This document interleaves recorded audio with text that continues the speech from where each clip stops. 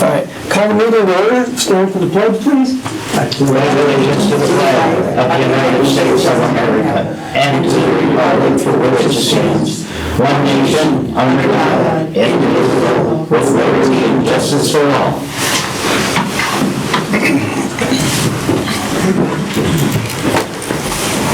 Thank you, everyone, for showing up tonight. I appreciate it.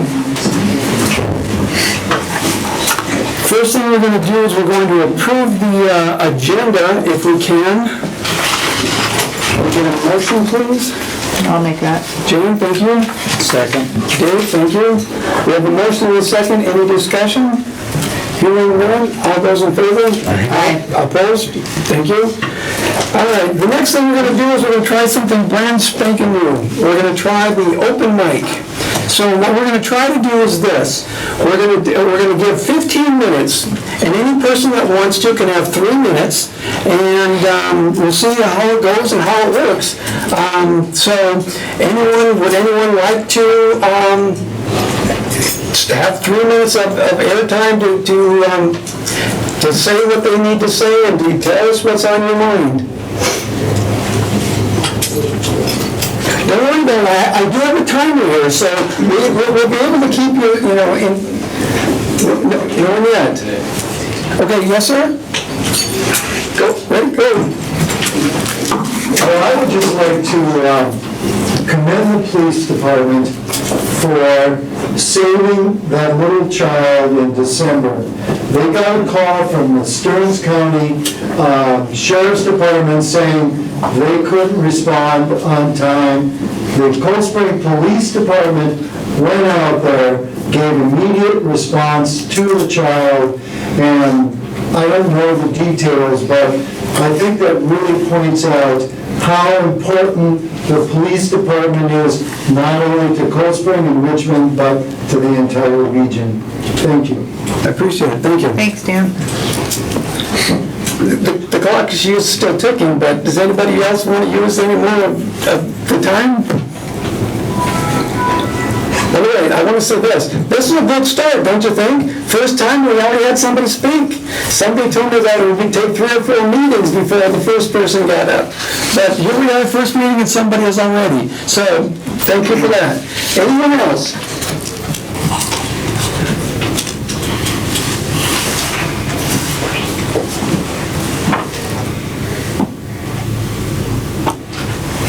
No one else? Okay. Then if it's okay, what we'll do is we'll stop at this point, and again, thank everyone for coming out, thank everyone for participating. At the next meeting, we're going to do it again, and with a lot more people will be willing to come out and give us what's on their mind. Tell us what you need to tell us. Again, as you saw, the person spoke his piece. We said thank you. This isn't going to be a debate. It's your opportunity to tell us what you need to tell us. So, again, thank you very much. We're going to on to item number 4 on the agenda, the consent agenda. Paul, if you would, please. Sure. The minutes from January 13, 2015, recommendation to approve the minutes of the January 13, 2015 City Council meeting as presented. B, approve resolution 2013-2 to approve resolution 2013-2, a resolution regarding annual appointments. And C, one-day gambling license for Stearns County Thunder and Toms to approve Form LG 220 application for exempt permit to conduct a one-day gambling for Stearns County Thunder and Toms for a raffle to be held March 27, 2015 at the Great Heron. Furthermore, to waive the 30-day waiting period for said permit. Thank you. Questions or comments on item number 4? I'll make a motion. We have a motion. Thanks, Fran. Any second? I'll second. Thank you, Jan, for the second. I do have a question before we go any further. Council, if you'd like to, if you're looking at the resolution 2015-2, that's the appointments. There are two names on the back of it that indicate that we've already got the planning commission filled and the park board filled, but the EDA still has an opening for another council member. And then there's also Tri-City Cable Commission, Fire Department, Park Board. I'm just wondering, we know that we have the seat open for now.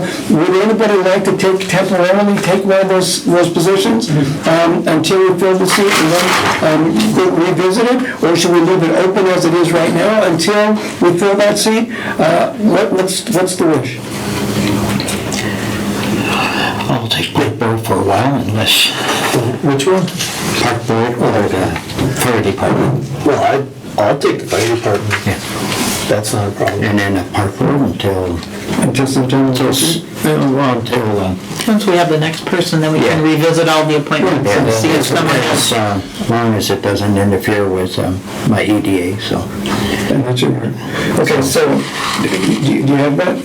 Dave, is going to be the liaison for the fire and park board, Fran, Tri-City Cable Commission, and then the EDA. I believe that we temporarily do the EDA, if you're okay with that. And then the only thing we'd have open would be Tri-City Cable at this point. And I can do that. Would you be willing? Thank you. Okay, so now I'm going to have to ask if Jan, who made the motion on this, I don't know if they would be willing to amend their motion to make all of the changes or approve all of the changes to that 2015-2. Your motion. Was it mine? Okay, I'll amend it. Okay, and And I'll amend my second. okay, excellent. So we have a motion and a second to take care of the three items on consent agenda item number 4. All those in favor? Aye. Those opposed? Excellent. Ladies and gentlemen, thank you again. I appreciate that. All right. Number 5, consider membership to the Greater St. Cloud Development Corporation. Dan, if you would, join us, please. Thank you. I would like to talk a little bit tonight about a motion that the EDA has completed about 2 months ago. I believe it was in November. In November, we met with Patty Garland,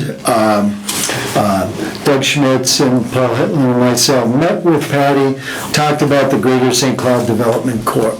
Let me just take a step back and talk about what that organization is. Well, the Greater St. Cloud Development Corp is a group of over 100 businesses in the Greater St. Cloud area, and those are executives of those companies and also community members. So it's both corporations and nonprofit organizations. We've come together to try to make the St. Cloud, Greater St. Cloud area one of the best places to live and work in Minnesota. So what the EDA did is go through that process and listen to Greater St. Cloud Development Corp's program, and basically their mission statement is to lead economic development for the benefit of the Greater St. Cloud area.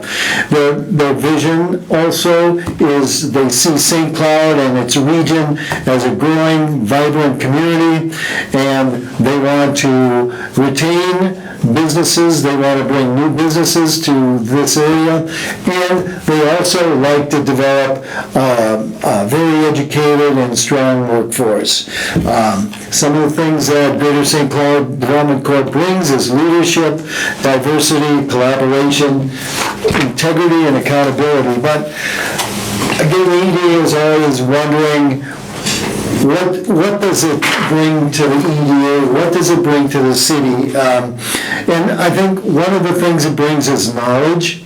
It has a broader base of businesses and nonprofit organizations that can help the Economic Development Authority expand its job role. name recognition. I think now Cold Spring becomes a member of that group and is recognized as that group. When businesses or corporations or even nonprofits look to the St. Cloud area, they look to the Greater St. Cloud Development Corp., and all of its members then are involved in where that business is going to be located. So I think Cold Spring's name is going to be recognized. It brings us contacts. It brings us some of the expertise that we don't have.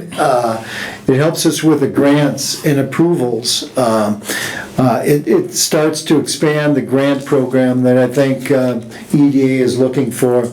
It improves our business climate. It identifies opportunities for Cold Spring, and I sometimes feel like we're on the outside looking in on a lot of these businesses that are talking about locating in the central Minnesota area. This gives us a head start in that, and certainly would like to do that. It gives us more economic development opportunities. It helps us with our business park and the completion of that park. And it just gives us more opportunity to interact with a larger group of businesses, nonprofits, government entities. Local members are always important. Cold Spring is a member of that. Golden Plump is a member. Cold Spring Brewing Company is a member. St. Joseph is a member. Sartell, Sauk Rapids, St. Cloud, they're members of that. And I think for Paul Hetland and myself and Paula Hessian, I think we can become an integral part of that organization. We want to get into business opportunities, and we want to get into technology companies. So this allows us to do that. And I know Paul has had some experience with the Greater St. Cloud Development Corp. Yes, I guess I'd just like to say that they're the ones who called me that they heard about the new law that was passed by legislators that's taken the wells away from some from the city and all from the brewery, and they're asking me if they can help us. And first it seemed really odd to me because it's a St. Cloud area development group, and they're calling out here asking if they want our help. And they have been very helpful. They're coordinating meetings for us, trying to put the right people together from DNR, legislators, the brewery and city, and trying to help us possibly change legislation so the rule isn't as strict, and just help in however they can, financing. So I was just amazed how helpful they are for a St. Cloud development group. So I strongly support it. And here's another good thing. The EDA has a budget of $13,800 this year. We, when I say we, it's Paul and I, have negotiated a $4,200 contract with Declan Group, which is our professional consultant for EDA. That's down from about $6,000 last year. So we have funding inside our EDA budget to fund a $3,000 membership to the Greater St. Cloud Development Corp. So it's not new unbudgeted funds for that. So That membership, is that a set rate? Is it different by entity or by capital size, or? it's different by entity. Some of the corporations in St. Cloud, I'm sorry, I don't have a list of those, are paying $25,000. Cities of populations of $5,000, 5,000 people or less, pay $3,000. So it is based on the type of corporation you have, the number of employees you have, and then for cities, it's the size. Thanks, Dan. I'm for it. I'm gonna make a motion if nobody else is. If I can ask you, just hang on. Yeah. Did I hear you, do you have something? I was just going to back up Dan in every way that we've worked with this for a very long time. Mayor Schmitz, Mr. Stile and I have certainly, from the very beginnings when it was called the partnership to its transformation into this new organization, it's really taking a lot of different changes, and we think it's far more helpful and professional. And as Mr. Hession pointed out, they've been absolutely instrumental for us in our search for water, and they've been doing that basically out of the kindness of their hearts. So, like I put in my report, I think it's, and that's what the three of us thought, it was right and proper that we should join this organization, so. At the last EDA meeting, we went through all of this, so, Okay. yeah. Dan, I can I ask you a question? You mentioned Ann Decloud, and I hope I'm saying I'm close. What's the difference between her organization and this organization? Do they do the same thing? Are they complementary? How do they both help us get where we need to go?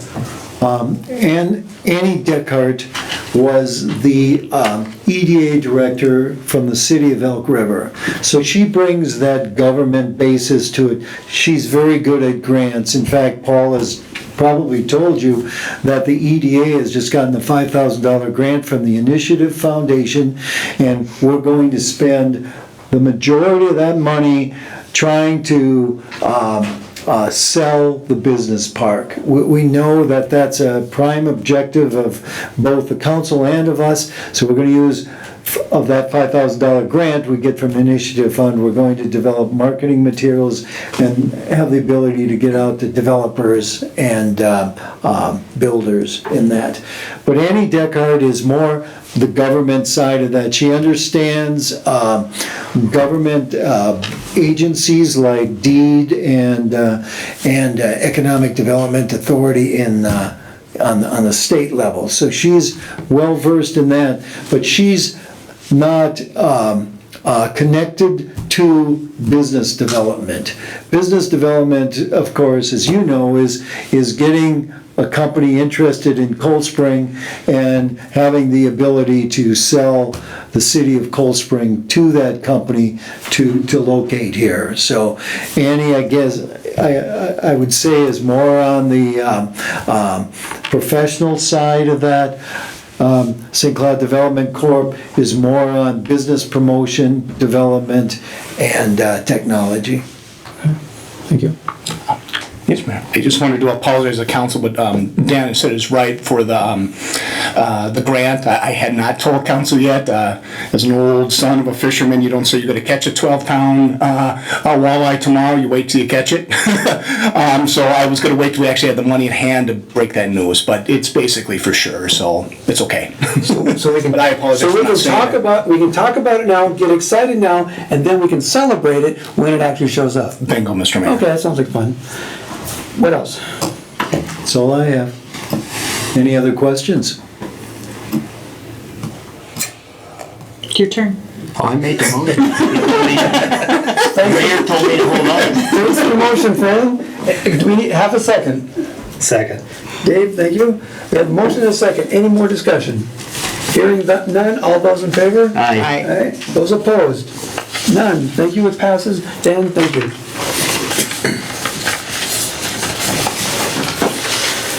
All right, on to item number 6 on the agenda tonight. Friends of the Library recommendation and further discussion. Ladies and gentlemen from the Friends of the Library, thank you again for being here. What would you like to tell us tonight? We have some information that we will provide in our packets. Thank you for that. So we do have this piece of additional information. Do you have anything more? No, we were just kind of waiting to hear back from the council as to whether if you feel that we can the three boards work together and work at considering that the old First National Bank building as a viable library space. Okay. Thank you for that. Then we're going to chat a little bit. I really, at this point, Dan Stile, we did bring in number 1 to kind of look at some of the spots in the bank that probably might need renovation and have some costs, but I really didn't want to discuss money until we really knew where we're going with what the thoughts are. Okay, thank you. Council, what do you got to say? Because I think it's two issues. One is, what do we want to do with regards to the library? Do we want to consider the different options? And then the bank building, and do we want to reconsider that again? I think that's a separate issue. They may be related, but they may be separate issues as well. My feeling is, you want to hear it? Yes. Put 50 more feet onto this building west and give them the sear spot. And then we would have room for police department and new city meetings further in. Did we ever get a cost for that? We were working on it, but I don't know that we ever went that far with it, because again, we keep getting ourselves, we have too many proposals, we never follow away. But that's a real idea. Police department is hurting for room, the Yep. administrative level. Yep. And the building's getting small. And I'm just going like, throw 50 more feet that way. Make that, some more office spaces, and then add the library this way, give them this here room and at their room. Is that enough? Let's see, Is there 50 feet that way? Paul, do you know, can we go that way, 50 feet? Well, it's a good question, and not to be put on the spot exactly how many feet. I know at one point I had a nice little diagram that showed how much more property we own, but I couldn't find it's at my least file 50 feet. now. Okay. Paul, would you say? Do you remember, Mr. Mayor? I think there was 70. But my Yeah, thoughts are so in the at least same, there was that. my thoughts are in the same path as Fran's, because the renovation of this building was something that we were hoping to address this year. I know it was one of the things Paul was gonna work on.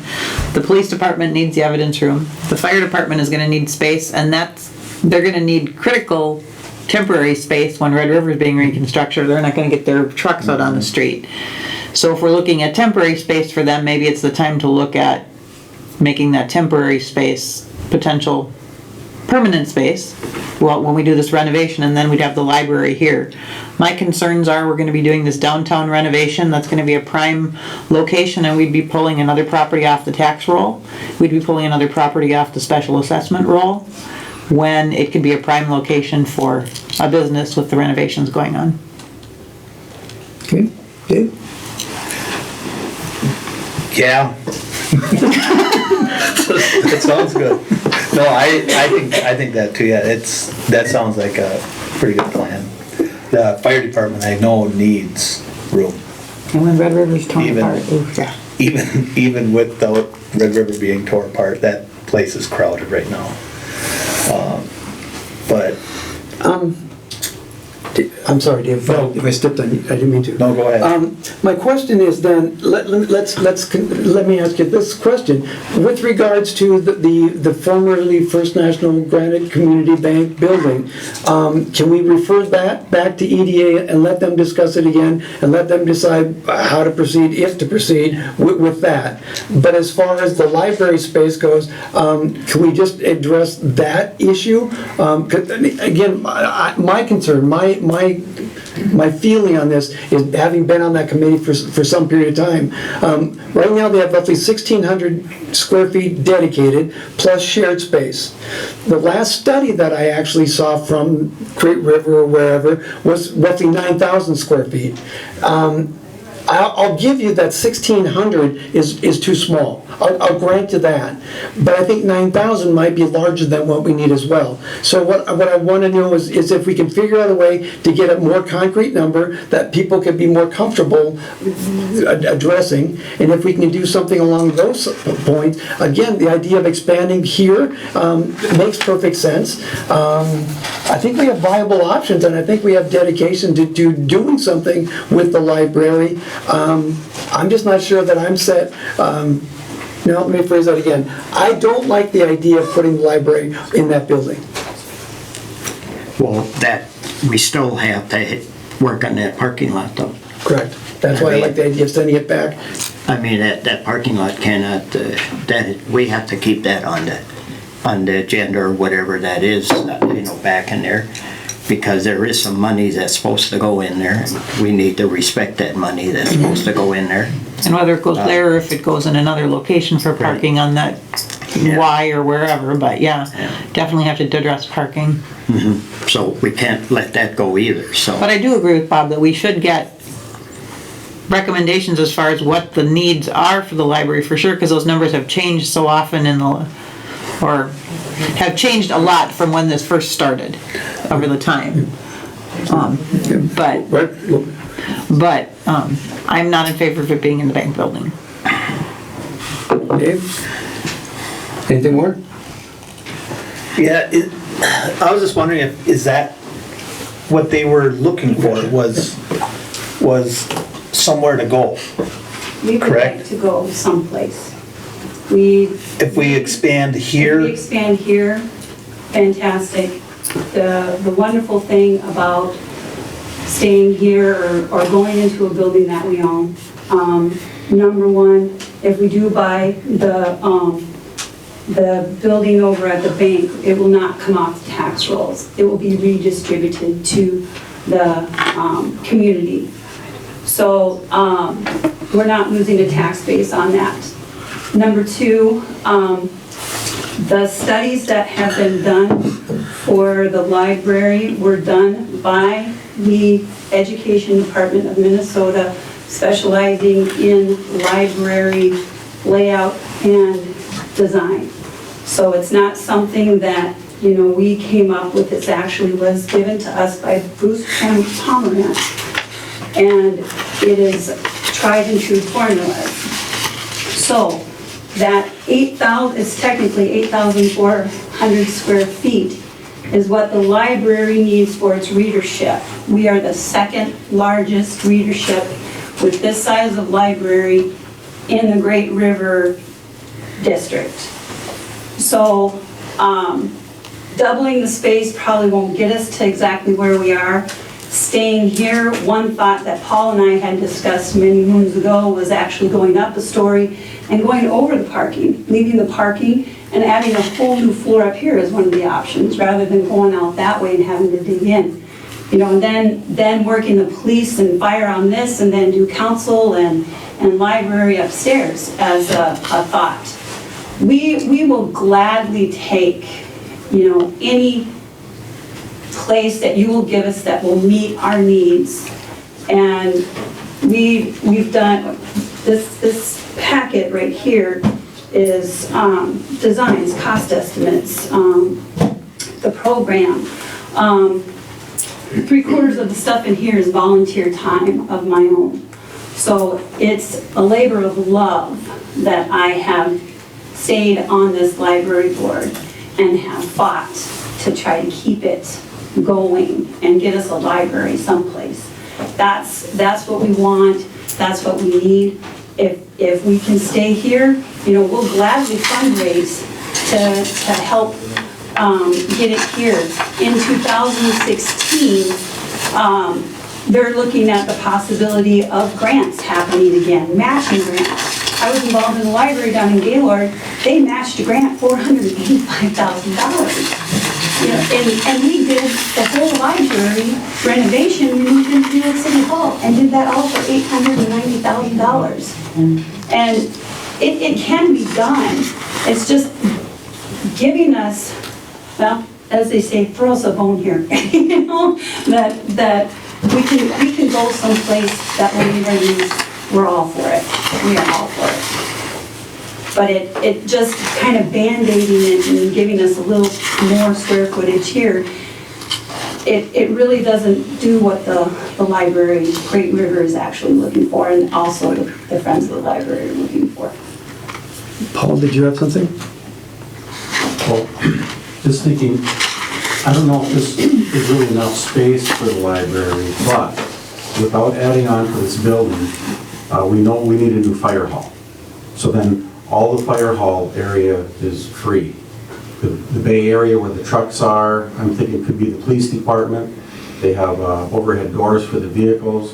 There's plenty of room in there to build offices in the truck bay area.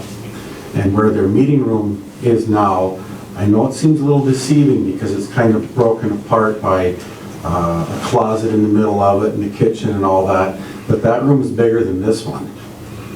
So that could become council chambers. And you knock out the wall behind the bathrooms here, so it's all the way through from the library through here, if that's enough room for the library. And then, since the police department would move over to the fire hall, admin can expand into what is now the police department. So then everybody gets a lot of extra room without adding on to the building. And we don't have to build or buy a fire hall and a library. Just do one of them and shuffle things around in the existing building. Thank you. Please? One beautiful point about that bank building is it's a beautiful site, and you would have guaranteed resident moving in there that would be permanently there, and to keep that location, that historic building intact for future use.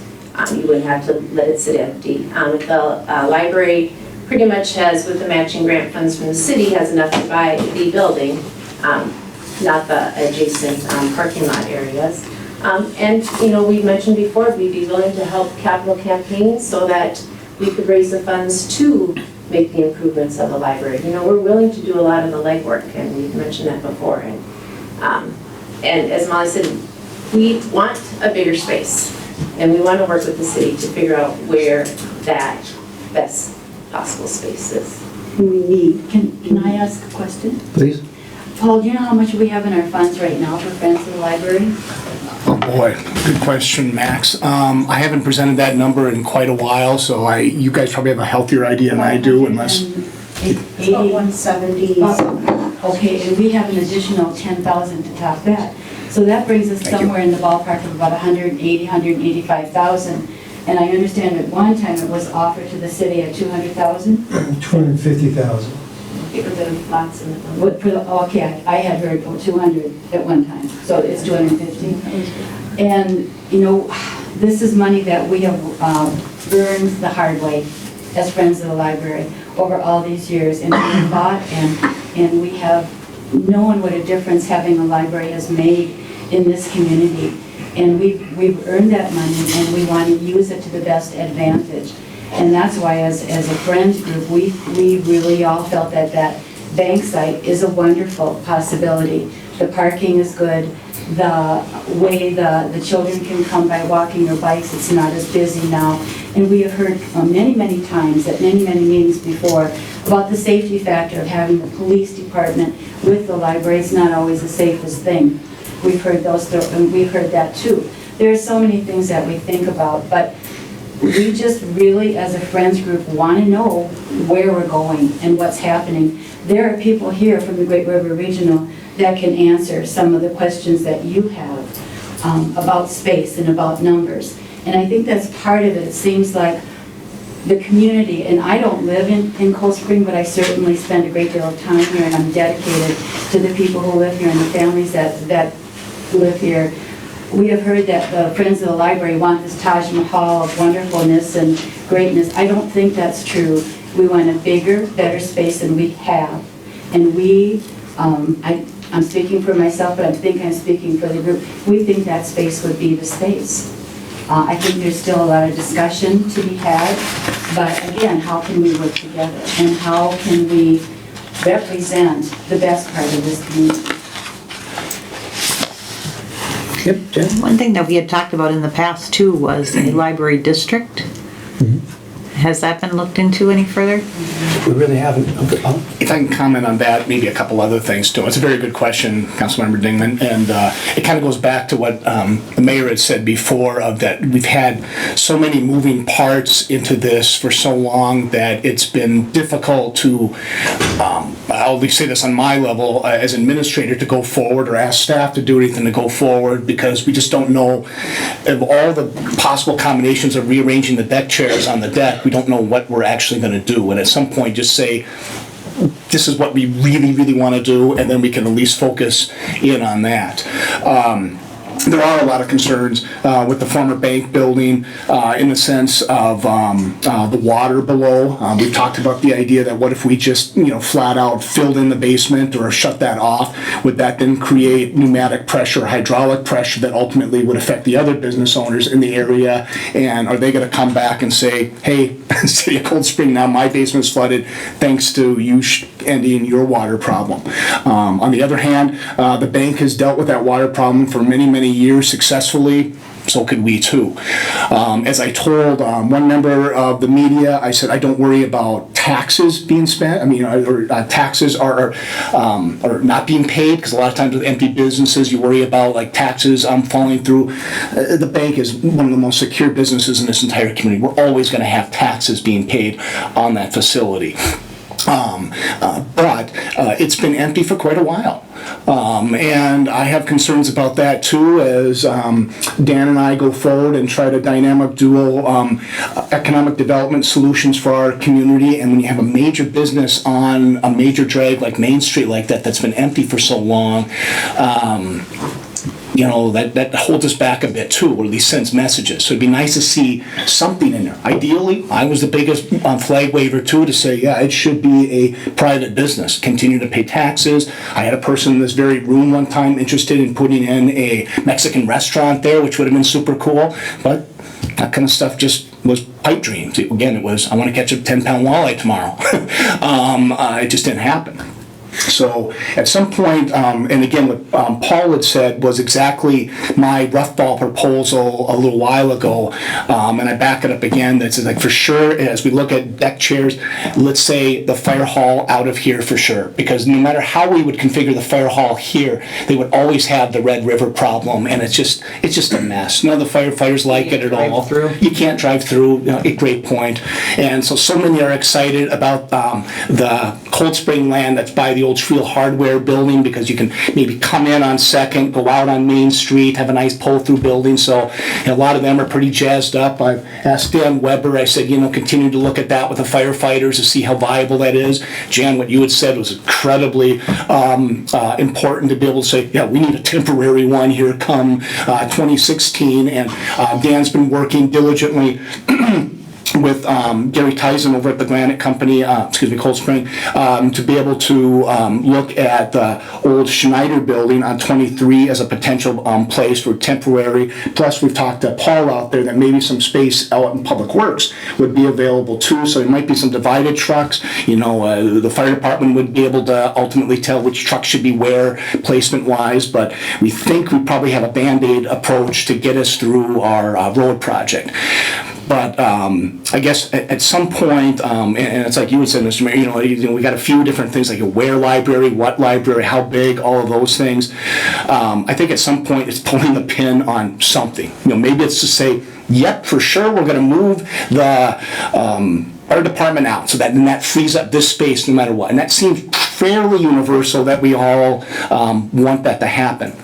That then allows a lot of choice to happen. Like, do we expand these buildings to accommodate our needs? Do we do like what Molly said and go up?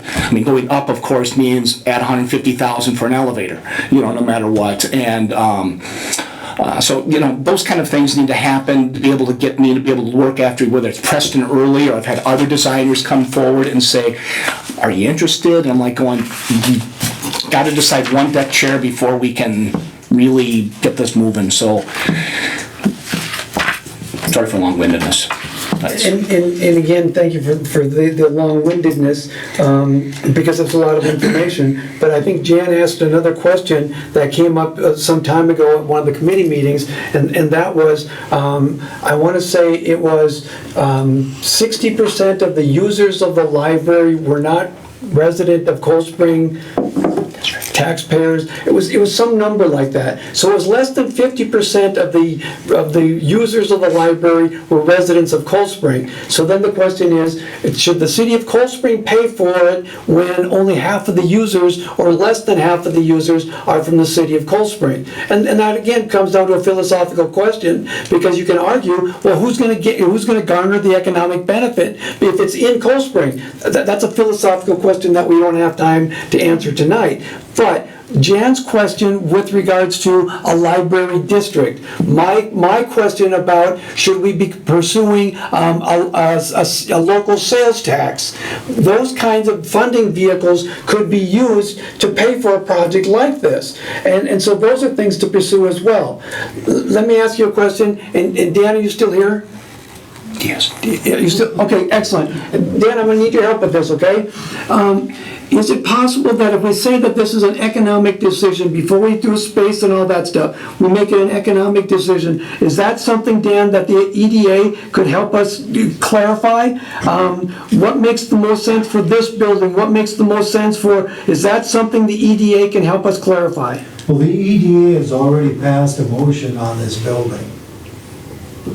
Its motion was back in October, I think, Fran, is that it passed a motion recommending that the city purchase the 2 lots for parking. It did not recommend that the city purchase the building. Okay. So that's the difference. The EDA felt it just didn't have the financial wherewithal to fund $250,000. It did see the purpose of the 2 lots for parking, especially because of the surveys that were done downtown and the knowledge that all of the downtown business employees are parking in all of the spots that customers are supposed to park in. So that drove the 2 lots through the EDA. One of the feelings, though, was that it felt that this is a prime location, especially for an entity like the library, who, as you've already heard, draws a lot of people. It draws a lot of both parents and children to the downtown area. It solidifies your downtown area now with movement, people movement. And it has enough parking, and it has enough things that can be done with that building to make it viable. We've heard that the entire purchase is $250,000. If the city says, well, we're gonna buy the lots for $100,000, you're at $150,000, they already have enough money to buy your building. And they haven't started fundraising yet. The other things that we've done through Lumber One, and I collaborated it with 2 other contractors, is what needs to be done to that building to make it viable, and that was $120,000.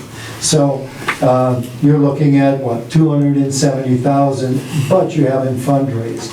One of the things about fundraising that was found by the food shelf is once you get a building and you can show people some of your dreams and visions, it makes it a lot easier to fundraise. And I think this group understands that. So that's the thinking of the EDA, and certainly with Brenda, Tim, and myself, even though, of course, I have a vested interest in this thing.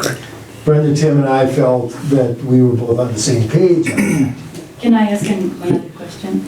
I believe that you got some information that Ann McGee provided about grants and about area grants from the library. All those numbers are, and Ann is here, all those numbers that you were given are grants that libraries received because they had a building.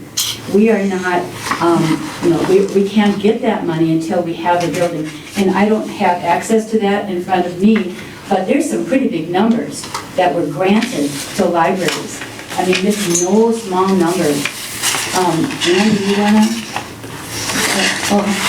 I think they do all have it, correct? Yes. Yep. But that's, There were 2 separate packets. One was grants that are available to cities and the state. Once you're in the building, you can apply for large amounts of money. Some of them are over $400,000. I think Molly said she was done with those. That you would be eligible to apply for as a city. And the other is just an example of a foundation that awards money locally to the St. Cloud area. Great River has benefited from Morton Family Foundation grants, and so the Friends of the Library as a nonprofit would be eligible to apply for those as well. So it wouldn't be one or the other, you could see both. But I think the point is well stated that first a decision has to be made and a building has to be bought. They're not going to grant you money or us money on a dream. And just last week's handout or the last meeting, we had return on investment, and that kind of showed the economic impact that a library does have on the surrounding business, like for the dollar store, for the country co-op, for the eye clinic right across the street. You know, people come, they see these stores, they're gonna stop in, they're gonna go get a donut, they're gonna go buy spend $1 at the dollar store for their little kid who got a book and now they, run into the dollar store. So, and also along with doing the library district, do not townships around here, I think if we checked with them, asked with them, and I think, don't they all allow some money for library funding that they could send this way? I thought we looked at it. Is there anybody here from the township that might have any at all information that might be willing to share with us, perhaps? As an ex officio member, I can speak for Wakefield Township that that would be something that would need to be board decision.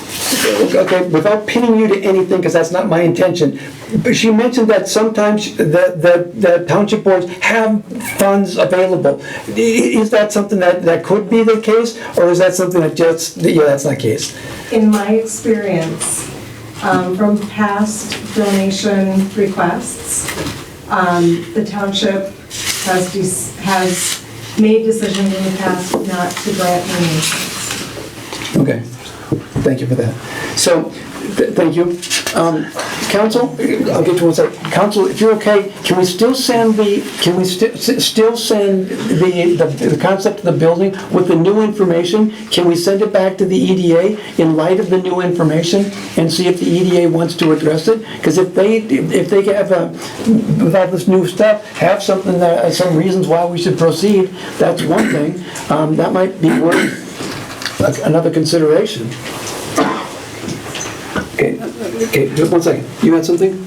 I was just going to say on the district factor, we didn't talk about that between the city and the township. And I'll say quite frankly, we kind of had a rough year last year between the city and the township regarding police matters, and it was more or less picking or choosing our discussions. So we just didn't get into that, but I'm glad it came up here, and if Heidi, you could please bring that back and we can start that kind of discussion on a district, or what would people think of a local area sales tax to be able to help fund a library. Does that change the discussion for the bank? Okay. Dan, I'll get to you in a second. Please. I would definitely say that the board would entertain the discussion, to enter into some kind of a situation like a district, rather than just having it be a straight donation.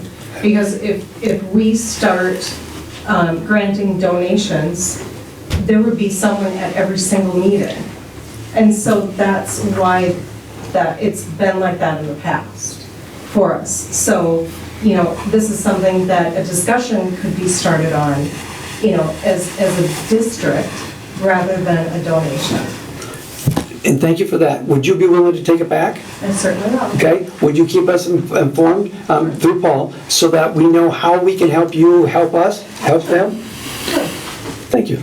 Dan?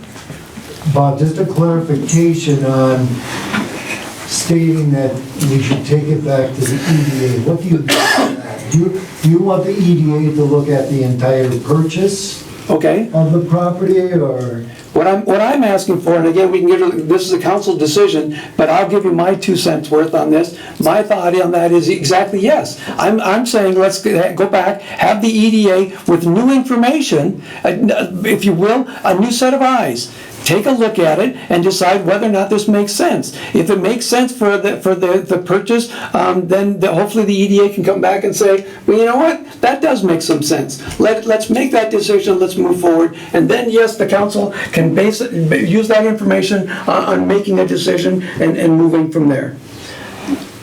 Please? I just have one more thing.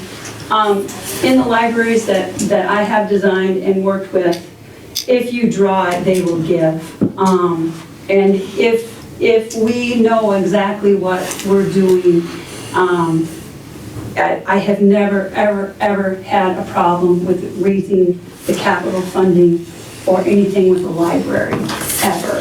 This would be my first one if it ever happens that way.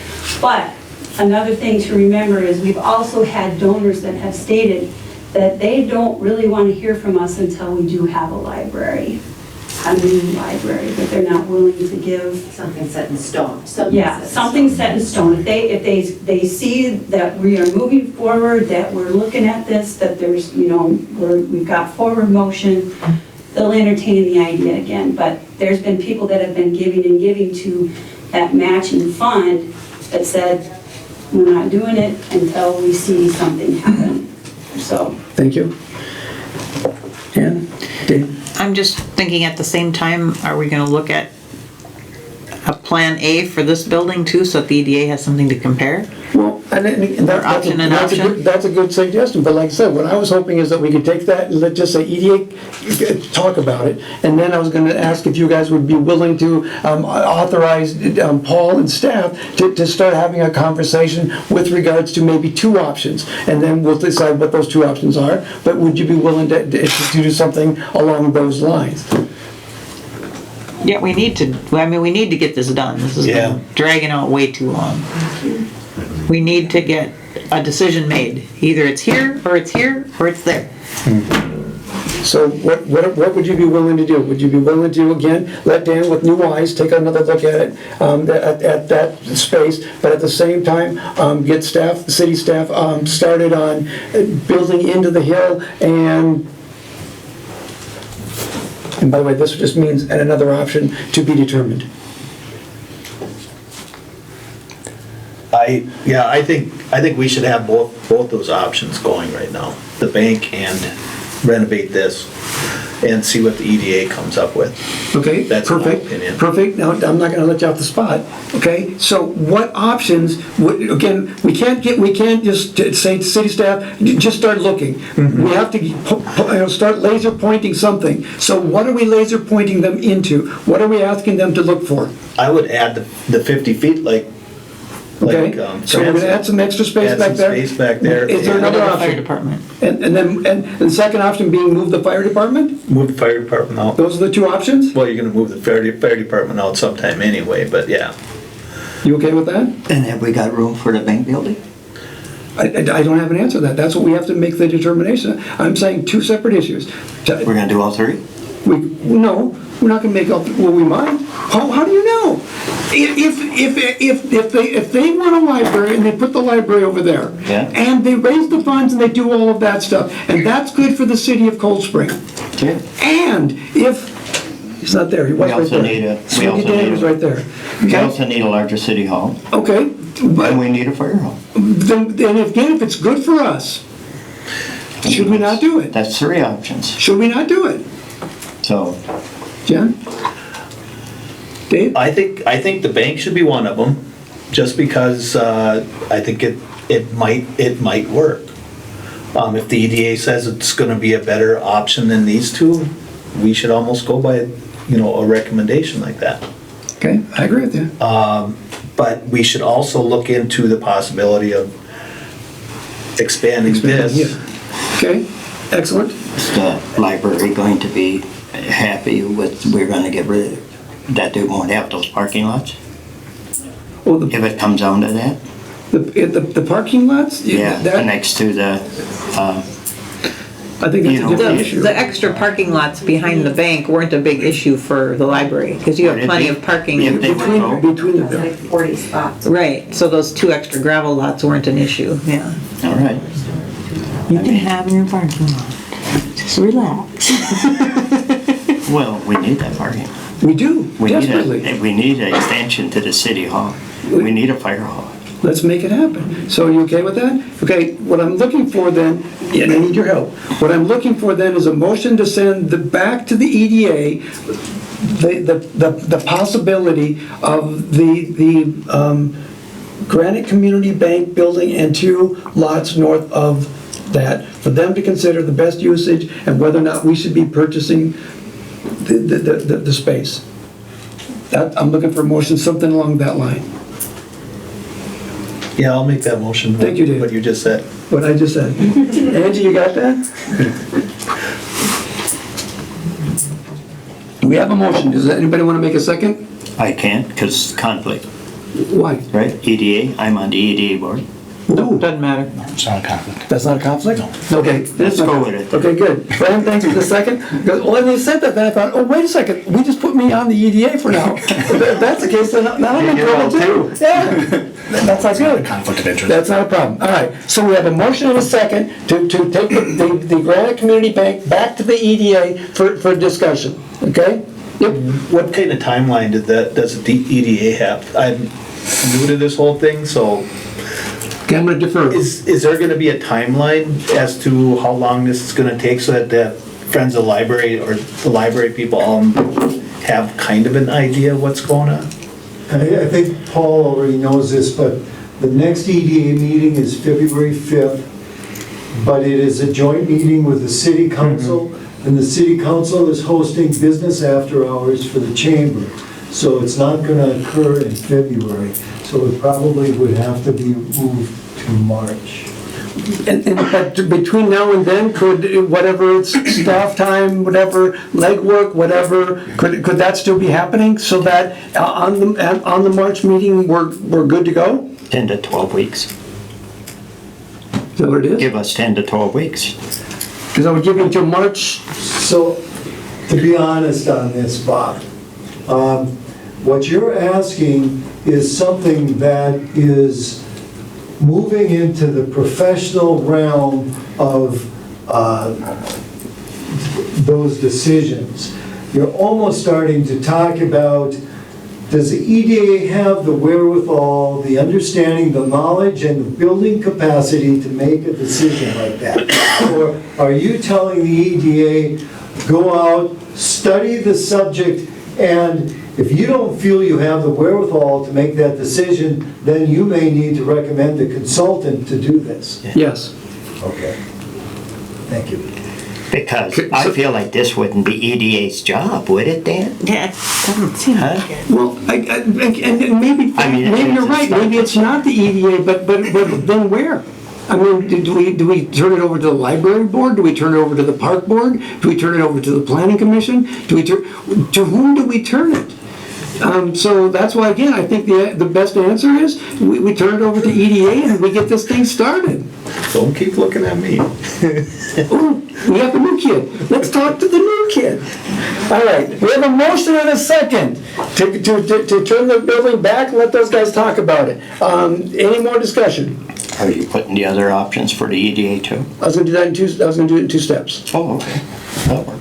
Okay? With that, it's the idea that, staff is in there, that we're there to help and put together something through, again, we're going to be having to use consultants. I mean, Dan's absolutely right. I mean, that was kind of what we had precedent early for here once upon a time. I mean, we got Great River out there. We got Molly and her huge folder on her thigh and all those kind of things that it's like, how do we gel all that together to be able to say what's the best spot? Plus, I really love the idea of looking, now that we kind of can get a little bit more direction, we're looking at the idea of a district sharing or things like that with a township, which is awesome, and sales tax. I mean, that's a big thing. There's a lot of communities that have tapped into sales tax, and it's probably about time we start to look at that for a serious project. So, but it's, again, deciding the what, the where, and when. It's time to keep us moving. We definitely have our ideas as staff, so we can come up with lots of ideas on which one. Because one thing I want to say too is police department. We talk about that a lot, like just moving them here or there.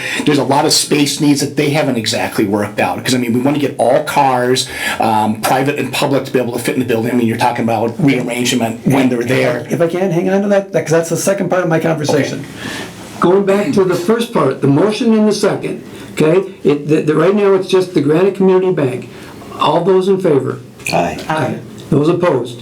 Thank you. That portion passed. All right. Now let's take out from where you're. Now what we're going to talk about is what do we do with regards to two other options? Do we turn that over to staff or do we turn it over to the EDA? The two other options that we had already talked about is the expanding this building into the hill by 50 additional feet and then remodeling the space.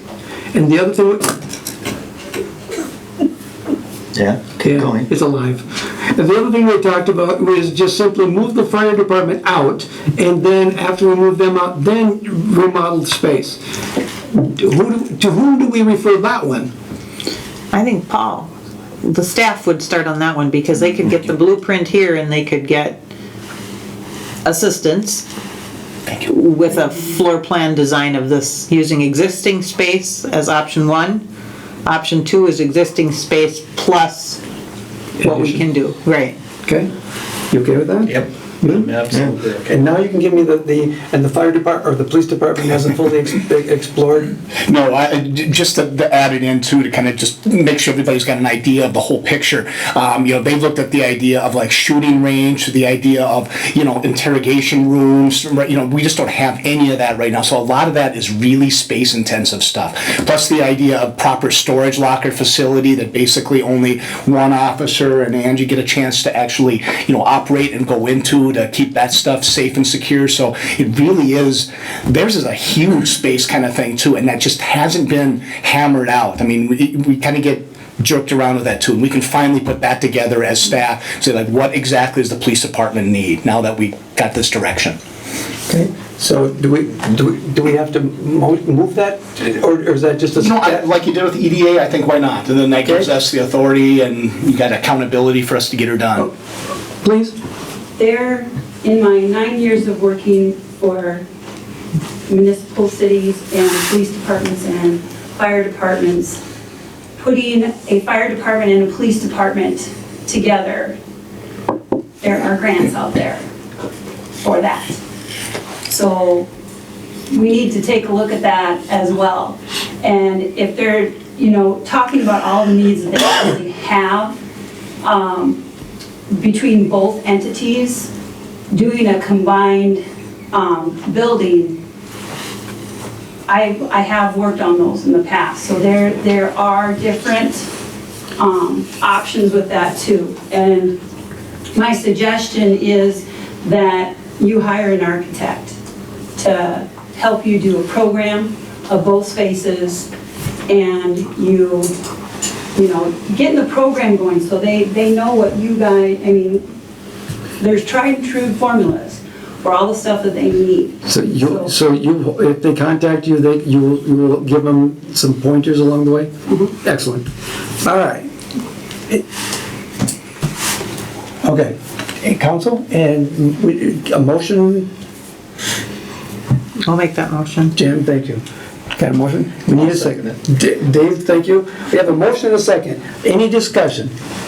Hearing none. All those in favor? Aye. Thank you. All those opposed? Hearing none. Thank you very much. I believe that passes as well. So, we've taken a step. Thank you. Thank you. And let's not stumble and fall. Let's keep going. Be honest, ladies and gentlemen. Please don't. We're going to stumble. Okay? Will we fall? That's to be seen. But we will stumble. But as long as we stumble forward, we're still moving in the right direction. We've taken another step. Thank you. All right. Now we're on agenda item number 7. Council member open seat. Excuse me. Ladies and gentlemen that are sitting in the audience, you probably can't see the memo that I have in my hand, but we have a memo from the staff.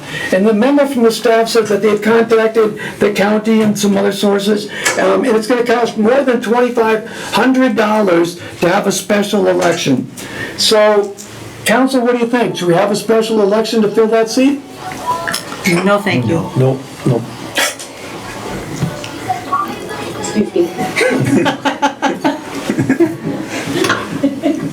Background music. That came with the no. I think it was, I think it means that we should probably not have an special. Okay, if we're not going to have a special election, then what's our option? What do we want to do instead? Looks like it'd have to be appointment. It looks like, Yes. okay, Application and appointment, yeah. application and appointment. Okay, let's talk a little bit about procedures, if you would, please. How many people do we have to have apply before we say that we have enough applicants? 1, 7, 48? I don't think you restrict it. I think it's whoever If you get one, you get one. If you Yeah. get seven, you get seven. I don't think there's I agree. If you get one, if you get none, then we're out of luck. yeah. Then we have to figure out another solution. Excuse me. But she's onto something, I believe. I mean, this is gonna be a stinky process, because nobody's gonna like it. But we have to work on it, and we have to make it work. We have to get it through. So, we just put it in the record, we put it on the website, we put it on, You start calling people? we start calling people, We can, we yeah. tell we all can these call people, And we have a short time frame, a short window. okay? I mean, we So don't wanna, by next council meeting, they have to have it turned in, and then at the next council meeting. I would say before council packet, so like by the Thursday before Okay. or something, so that we can have, Okay, Dave, you okay by that? Fran, you okay by then? Jen, that's my line, that's yours. I wanted that line, because February. Anyway, if you can't do, you can just ignore that. It's great. All right, so the next meeting would be what, the 10th? The 10th. And the packets would go out on the 6th, so they have to be in the close of business the 5th? yep. You okay with that? Okay, so applications, okay, what are the applications gonna look like? Are they just a CV? Are they a city-issued form? What is it? We have some standard forms that we use for like commission applications. Yeah, we do. That just ask, I mean, Have we ever made one for a council application? I'm sure we have, because we've done them like that. That's what Yeah. I would think too, so I'm sure we have it somewhere on file. I'm sure, or it could take some minor tweaking, I think it would work. Okay, so we have an application form, we have a deadline, and if there's at least 2 applications, we're good to go? And again, I'm a stickler. The thing was, if we have one, we have one, or we Yeah. have 10, we gotta look through them, right? I think if we have one, we're good to go. Okay, Who More than decides one, on the anything- application? Just Anything council? over one. okay, back up, make sure we're on the same page. We have an application form. We're going to have the close of business Thursday, February 5th. The application has to be completed and submitted to the city, in the city offices by then. Then they'll come here, the council will open them up, and we'll discuss it, and all that kind of stuff.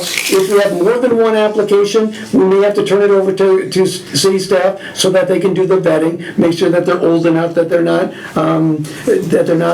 felons, that they live in the city, whatever the requirements are, they can go through and do that. And if they meet the requirements, then what? Do we want to interview? Do we want to have an open interview at a council meeting so everybody gets to see them? Or do we just appoint them? What do you want to do? That's a good question. I like the idea of an interview. I like the interview process, because that's what Yeah, we've done in the actually- past with boards and commissions and, Okay, so on the, sorry, one second. So on the February 10th meeting, we'll look at applications, and at that point in time, we can decide when we're going to do the interviews, but we'll do the interviews on camera, okay, please? Is the whole council gonna do the interview, or just appointed council? Okay, what do we do with that, Paul? I would like to have the whole council. That's what I It would. really is, again, just kind of a refresher on appointments and modification. Technically, the mayor makes appointments and the council then ratifies those appointments. But as this mayor has shown again and again, you want to be able to have your involvement and be able to, because otherwise you could have standoffs back and forth, like between the president and senate, those kind of things.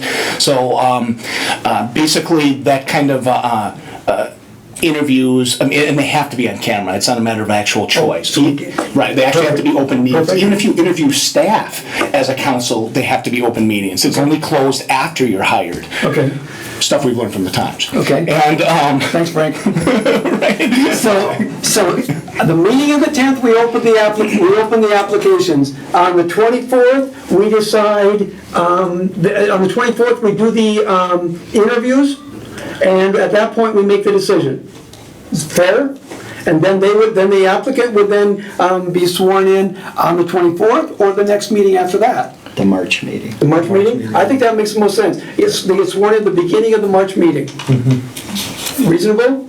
All right. Then Paul told me something that I want him to repeat again, because I don't want to say it, but I guess it's a big deal. Having to do with if there's a tie. Oh, yes. A lot of times people believe that the chair of a meeting is in parliamentary procedure, Robert's Rules of Order, that a chair can't make a motion, or certainly that mayors can't make motions. That's absolutely not true at all. Matter of fact, in the weak mayor system, the mayor runs the meeting, statutory weed inspector can call the governor in case of a disaster, but generally looked upon as... I knew you would laugh at that. But it is a voting member just like the three of you. So yeah, in the event of a tie, unfortunately with 4 people, as we found out last year, it fails for lack of a majority. So if it turns into a 50-50, it's going to get dicey. Right. Then I get a second vote. You actually don't get a second vote because it's to make or break a tie. Well, you know what? Let me check with the attorney on that. I don't believe you get a second vote, but I'll check with the attorney on that because it's always make or break a tie. So then how does that fit Check into? on that, so we know the exact procedure, because again, I want everybody to know what we're playing with before we start playing, okay? So, if you don't mind, I'm gonna rehash this one more time. We're gonna create a form, an application form, with staff's help, and the application has to be picked up or emailed or whatever, completed and returned back to City Hall by close of business February 5th. Then on February 10th at our regular council meeting, we'll open the applications and decide who we're interviewing, that kind of stuff. And then after that, if we have more than one person, or we're going to interview more than one person, staff will then vet them. And then at that point, on the 24th, we will do the interviews. And then the first meeting in March, we'll swear them in and they'll take their seat. Correct? Yes. And do the interviews happen at a council meeting, or is that something that has to happen at a separate, special meeting? Either way. Okay. A preference? Just has to happen open. Preference? I won't be here at that meeting, the 24th of February. Oh. Well, then we'll make the decision on the 10th. So, I mean, if you need to proceed without me, that's fine, but I'll be out of state, so. Okay, well, We do need you. I think it's only right that you're there. So if you're okay. And if we have to write into March for you to come, we need you. I think so too. Yeah. With that in mind, then logistically, would you like to have the applications as of your council packet for February 10th? So instead of them being opened at that point, you've already had them, which again, it's going to be public, everybody's going to know. But then you have the weekend to review their applications, things like that, up until the 10th. Well, what I was thinking is, does it make more sense then, since she's not going to be able to be there on the 24th, do we want to make it so that the applications are due maybe a week later, and maybe that extra week gets us an extra couple of applications, because we can do more advertising, more. Yeah, we could look it over the 24th and not make a decision. Right. Until you come back in March. Okay, and here's my fear. What happens if we get 108 applications? We're not going to interview 108 people. We're going to go through, we're going to take that 108, and we're going to pick and choose. The ones that we pick and choose, then the city has to vet them to make sure that they're even qualified. Eligible. Okay, so we do with all that. That week, I don't think you'd mind if we did while you weren't here. Then you get back in March, we have the interviews, and we go from there. And that's okay with me, I just don't want to delay it if it's. No. Again, I'd rather, what's the expression? Fast, right? Cheap, fast, or right. Okay, I'd rather do it right. Maybe we don't, but I need you. You okay? I'm okay. So we push it off, and so that we actually open them, the applications on the 24th. Then when do they have to be here? March 10th, right? So we'd have to have them in by Looked over. Friday the 13th of February, how about that Okay, day? hey, that's good, that's good. By Friday the 13th. Lucky it's Friday the 13th. I got married on Friday the 13th. Did you? Good for you. All right, lucky Friday the 13th. Applications are due in the office. Excellent. All right, do we have to? No wonder you talk like that. Hey, now, wait a second, am I losing control of this meeting? Do we need a motion on any of this? We probably should, just so it's procedurally, we know exactly Okay. what we're doing. And we should probably spell it out one more time to make sure that Angie and I got it completely. Okay, then I'm going to say it out loud, and then somebody's going to move on it. The staff already has the application form, or will create the application form. You can pick up the paper form, or you can have it emailed to you, but you must complete the application form and get it back to the city by close of business, lucky Friday the 13th. At that point, we will then, on the meeting of the 24th, we will open the applications, and depending upon the number, we'll either limit the number down to the number we intend to interview, and again, hopefully we have to make that call, but if we don't, then it makes it even easier. On the 24th then, we will turn it back to the staff. They will then vet the ones that we're going to interview. They will then bring that information back to us and schedule the interviews for the first meeting in March, which is when? March 10th. March 10th, okay. So the March 10th meeting is when we will do the interviews, Yes. all right? Then who's going to move that?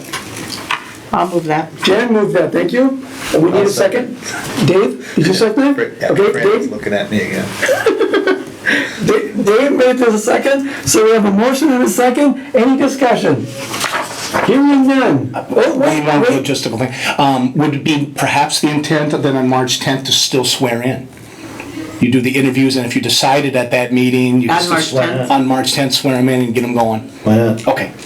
Can we swear him in? Okay. Get them on the The oath of office to be administered. Let's do the oath of office to be administered. But how will they know whether we have to wear a tuxedo? Because you'll tell them. Just saying, just saying. Just get them on the payroll. Just get them on the payroll. All right, we have a motion and a second. Any further discussion? Hearing none. All those in favor? Aye. All those opposed? Thank you, ladies and gentlemen. The motion passes. Man, that was tough. All right, we are item number 8. Council meeting times for 2015. Paul, please.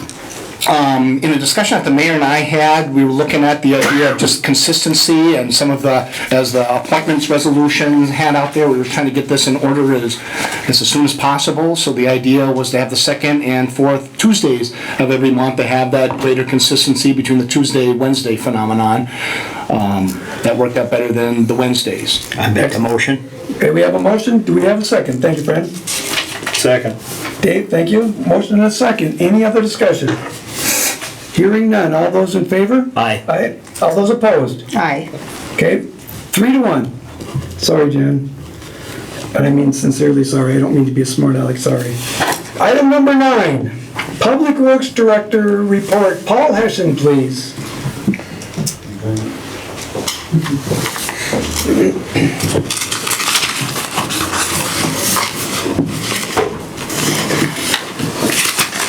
Did you see that?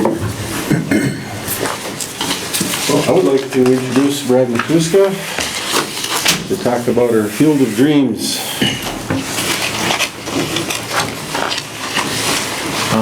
Thanks for having me again. Did all of you receive a copy of the packet? It had the proposal, the one-page proposal. Kind of a narrative describing the project, reasons for doing it. Pretty self-explanatory. There's also a budget sheet, which is an estimate of approximately what we're going to spend to improve this field. That was just this spreadsheet. There was also the more detailed drawing or engineered drawing of the actual field that's going to be improved, and that is Field C along County Road 50. You can see the zoomed out version of the entire complex and gives you a better idea where it's at. And so I guess I would just see first of all if there are any questions or points of clarification that you would like on any of the materials. Jen? I just had one question. On that, the improvements budget, the one line item, the 42,645 sewer water hookup, soil line placement grading. So did you include the cost? Of whacking staff? Yeah. No. Okay. Good question.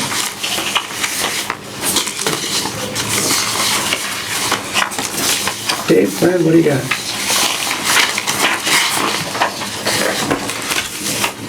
Okay, it looks like we have nothing else. Brad, what else have you got?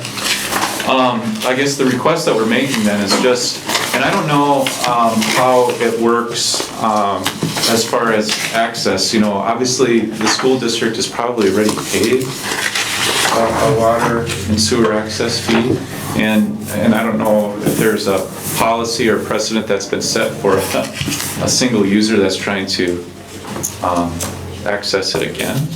So I guess not only based on the merit of the project, but that question remained, as far as the precedence that's been set, but also just the overall impact that it could potentially make for the community. Obviously we're investing quite a bit.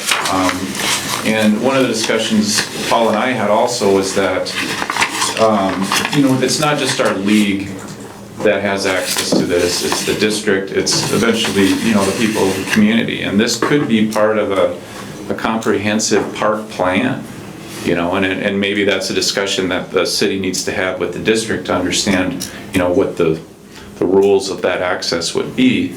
But we're a not-for-profit entity, and we've worked out a 14-page use agreement with the district. It took us a couple of years, but we managed that.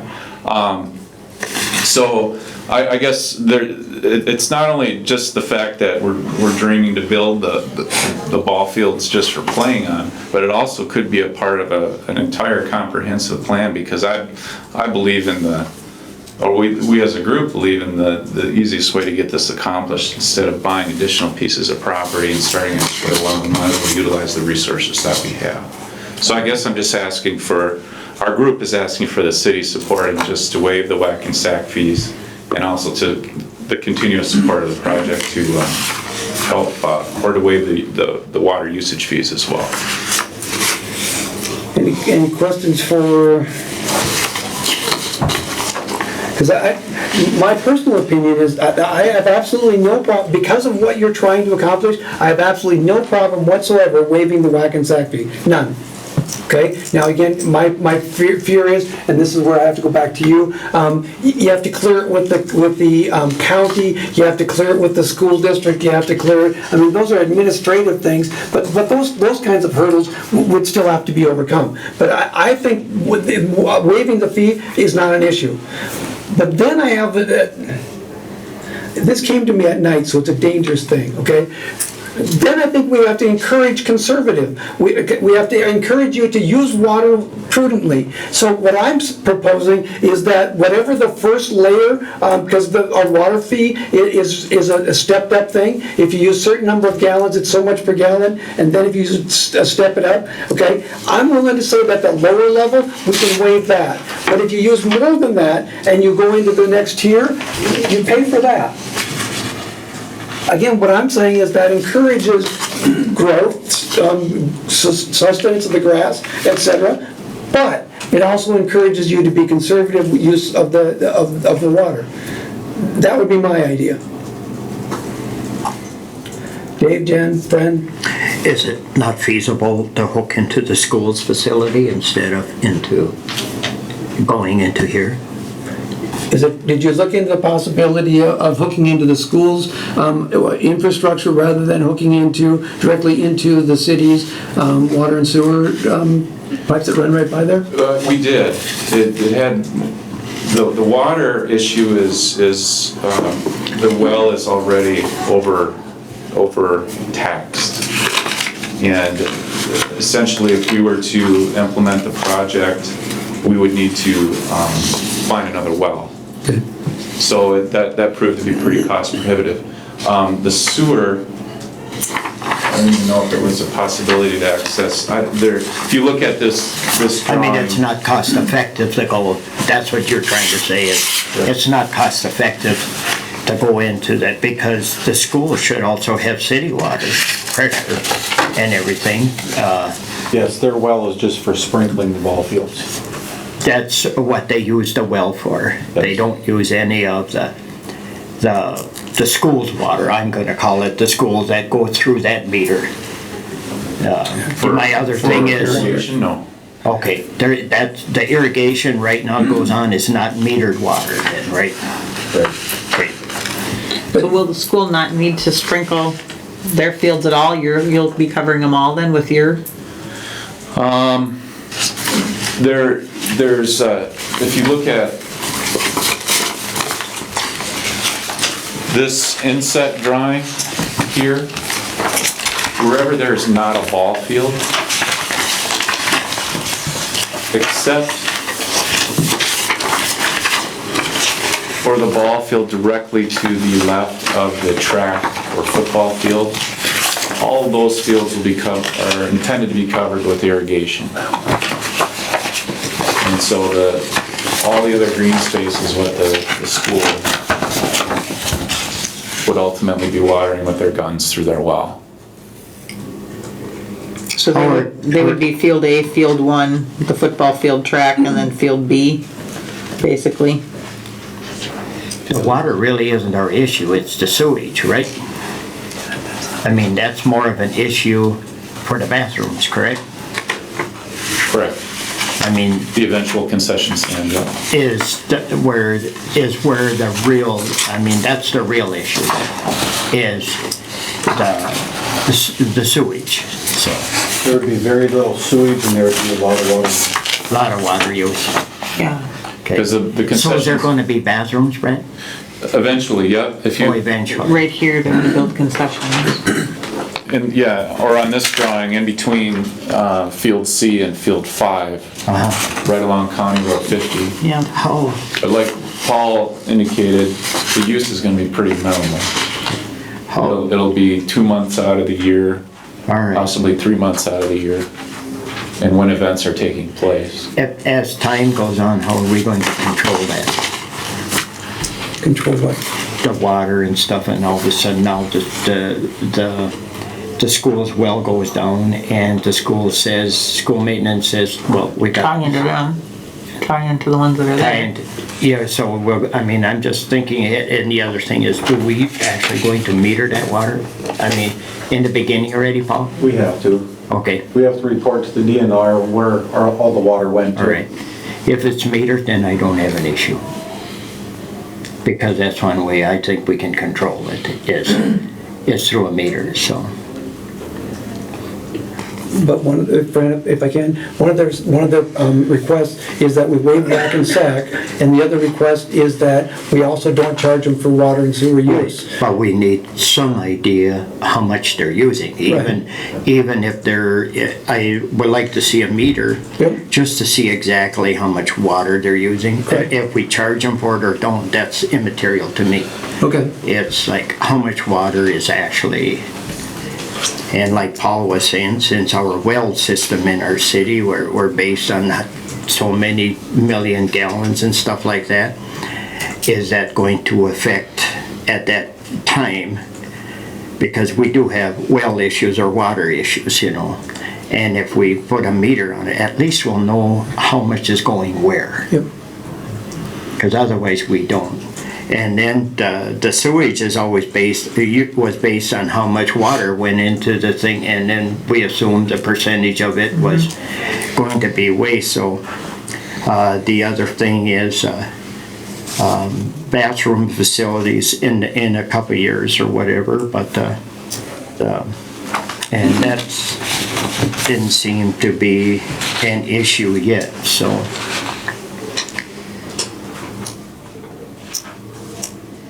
So you okay with whack and sack and the? Oh, I mean, it's going to go for a good cause. I mean, I don't, them kids playing ball, that's great, you know, it's just, I also have to answer on my end of it. Right. And if they have the water and make green grass, that's fine, but sooner or later, we gotta answer to somebody, where's our water going? Like, when I first came on, Paul made that great big thing all year, we got to get rid of infiltration, because all of a sudden Paul was forced to, okay, we let a gallon go out, where did that gallon go, you know, so that's my concern, how much water we're going to use, but through a meter, that's fine.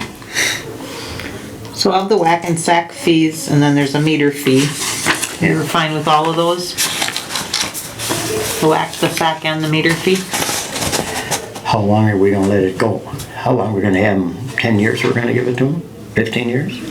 Again, my 5 years? thought is you give them whack and sock and meter fee up front. Yeah. And then the usage itself, as long as their usage stays at that lowest level, I say we don't charge them for the use of the water either. Again, it has to be metered so we know how much they're using, but as long as it stays at that level, we don't bill them that either. But once they start using more than that minimum amount, then we have to address that quantity. So what level are you talking? I mean, what? Well, Paul gave us a number. I apologize, I turned the page already. But Paul gave us a number that it's this many gallons, and if it's this many gallons, it's at this price. Under 21,000 and over 21,000? Is that what it is? That break point? Yeah, whatever that number was, that's what I was looking at, yes. And that's an annual use? No, monthly. A monthly use. So the threshold is 21,000? I don't think that's realistic though, because Cold Spring Park uses double that, and that's one field. Well, we can say it's 21,000 times 12 months if we want to do it that route, but we still have at least set a limit to the number of gallons. And if it's a raining year, their gallons go down, so... And I think after the first year, you're not going to use as much water either. No, that's correct. Well, unless it's a drought. Unless it's a drought year. Yeah. To what point does this get turned over in years over to the school district? And then that's what I'm going by is right now it's the youth project and everything. To what extent will the school district walk into this thing? At what time period is the school going to walk, because you are building on their property? That's correct. And what commitment, I guess I'm going to go is like, okay, we're going to commit to you to 5 years, and now something happens, which always does, you talked about it before, is at what point in time do we think that the district is going to take these fields over or has to? And then what do we do about that hookup, since the school district already paid for their hookup? Well, again, I think, if I can paraphrase, the Ricori Trail is building a trail. Okay, after the trail is completely finished, we're hoping that either the DNR or Stearns County will take over maintaining it into perpetuity. But right now, we have to pay to have it built. Let's substitute you into that same situation. You're having to pay to have it built. Once it's built, you're hoping that somebody else will take it over into perpetuity. I think what Fran is saying is, when the school district takes it over, how does that change what you're asking us to do? And the short answer is, I don't know that it does. Yeah, I don't think it does either, but, the agreement that we have, our use agreement with the fields or with the district, is I believe a 10 or 20-year renewable agreement, because the district can't do anything. Can't remember if it was 10 or 20. I'm sorry, I don't have that agreement in front of me. But it's a finite time, at which case then everything gets reevaluated. The intent behind it, and what's been interesting over the last 30 years, we've been utilizing those facilities on a handshake. Well, not even a handshake, we've just been utilizing the facilities. So this formalized the relationship. It recognized us as an entity, which is growing. We were the fulcrum that we're bringing in the district, that we're bringing in local government, and we just think it's a win-win-win situation. And I'm not sure that answers your question, but there is those tools or those roadmaps are in place, so that our intent is to take care of it ourselves into perpetuity, whether it's through maintenance or those types of things. Then nobody should be cut short then, correct? Of this agreement with the school district. I mean, you as the youth, you won't get cut short like the school would say, like, you guys got to move off, we need these facilities. Well, there's certainly that potential. There is that potential. Because we're kind of like it's a use agreement. They ultimately own the property. Right. So if they say our use agreement is null and void for whatever reason, should we violate a portion of our use agreement, or should they, So that isn't contracted then? I mean, there is no contract on paper, like, we have 10 years, 15 yes, years. there is. Yeah, there is. Yeah. All right.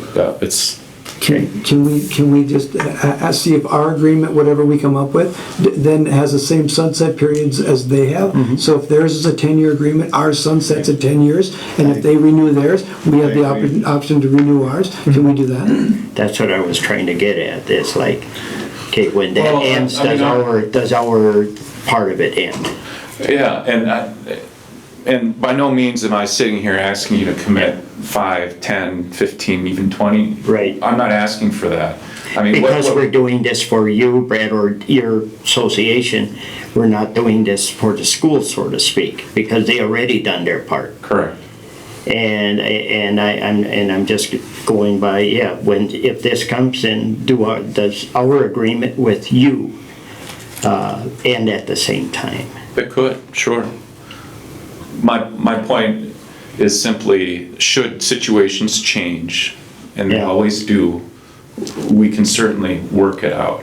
I mean, I'm not expecting you to say, yes, we'll do it. The whack and sack is pretty easy. Or use the city's your agreement with the city for a selling point as it goes on, and then it goes like, well, the school like to buy that, and then it go, well, we have already water, so that's the other thing that concerns me. Thank you. We can work it out, that's fine. Paul? Maybe just to add a little bit of comfort or a little bit of knowledge into the thing. Paul and I have talked a lot about this. I mean, Brad's come forward before and talked about this, so we've been basically kind of talking through Paul that way. But it is one of the things that this could have came forward as a proposal to meet this community need to the city itself. We could be looking at building all of these somehow on city land, which we would then have the water and the whack and sack fees that we would have to spend, and we would have to spend forever. Plus, we'd have the grass mowing, the employee issues that happen. You stumble on, cut yourself out, while working on the grounds. Plus, the infrastructure. We've seen how much money we've spent in the last year for what we believe to be an economic investment into the ballpark. Those are not tiny figures. Those are big figures. And certainly the figures here that Brad has put together are very, very gigantic figures.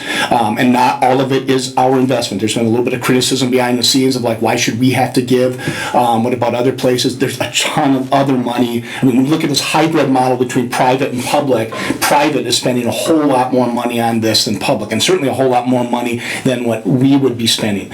And to a degree, we're really not spending anything. When that's part of the agreement issue that maybe on a sunset similar to what Rocori has, because at some point we're all going to be gone. I mean, at some point all of us are going to be replaced by other folks. And what we would like to be able to say, or at least I'm thinking of as a city to recommend to you, is that we have given this amazing subsidy of free sack and whack and free water that please don't come to us for another donation down the line. We can say, like, we've given the equivalent of tens of thousands throughout the years or whatever it may be, in free water and sewer infrastructure is somebody else's deal, either Rocori's or private again or what have you, but we've done our part to help baseball in the community. In order to kind of see if we can keep moving this along, I'd like to break this into two different components. First one is, how do you feel about whack and sack and meter fees? And then the second one can be usage, and if usage is still going to be a good lengthy discussion, maybe we have to give it back to Paul's, and let them come up with an agreement on how we move forward with usage. Would you be okay in splitting it into two parts? I'm okay addressing it all as one, but We could, but sooner or later, yeah. But the idea, I'm for that, just, that free sack and whack and everything, but still, it's not free. We still run our electric pumps to pump the water. We put the meter on. We still put the pipe in the ground. There was still, it's still not free, Right. So how would you like to proceed? All at once? Two separate parts? Jan, all at once, hit us with one shot, right? Okay, what does that mean? That means What am I I make the motion to approve waiving the sack and whack and the ongoing costs to sunset when the clause with the school sunsets. Okay, we have a motion. Do we have a I'll second? second that. Thank you, Jen. Thank you, Fran. We have a motion and a second. Any further discussion? Hearing none, all those in favor? Aye. Those opposed? Thank you. You have water. Don't use it now, though. All right. Paul, you done? No. I'd like to get your approval tonight on a contract that doesn't exist. The contract that I sent you, I told you is still in draft, and it essentially still is. We have a verbal agreement on it. Our attorney and landowner attorney have been just working back and forth on some minor issues. So I expect to have a physical copy today or tomorrow. At any rate, I don't want to wait until the next council meeting to get moving on the project.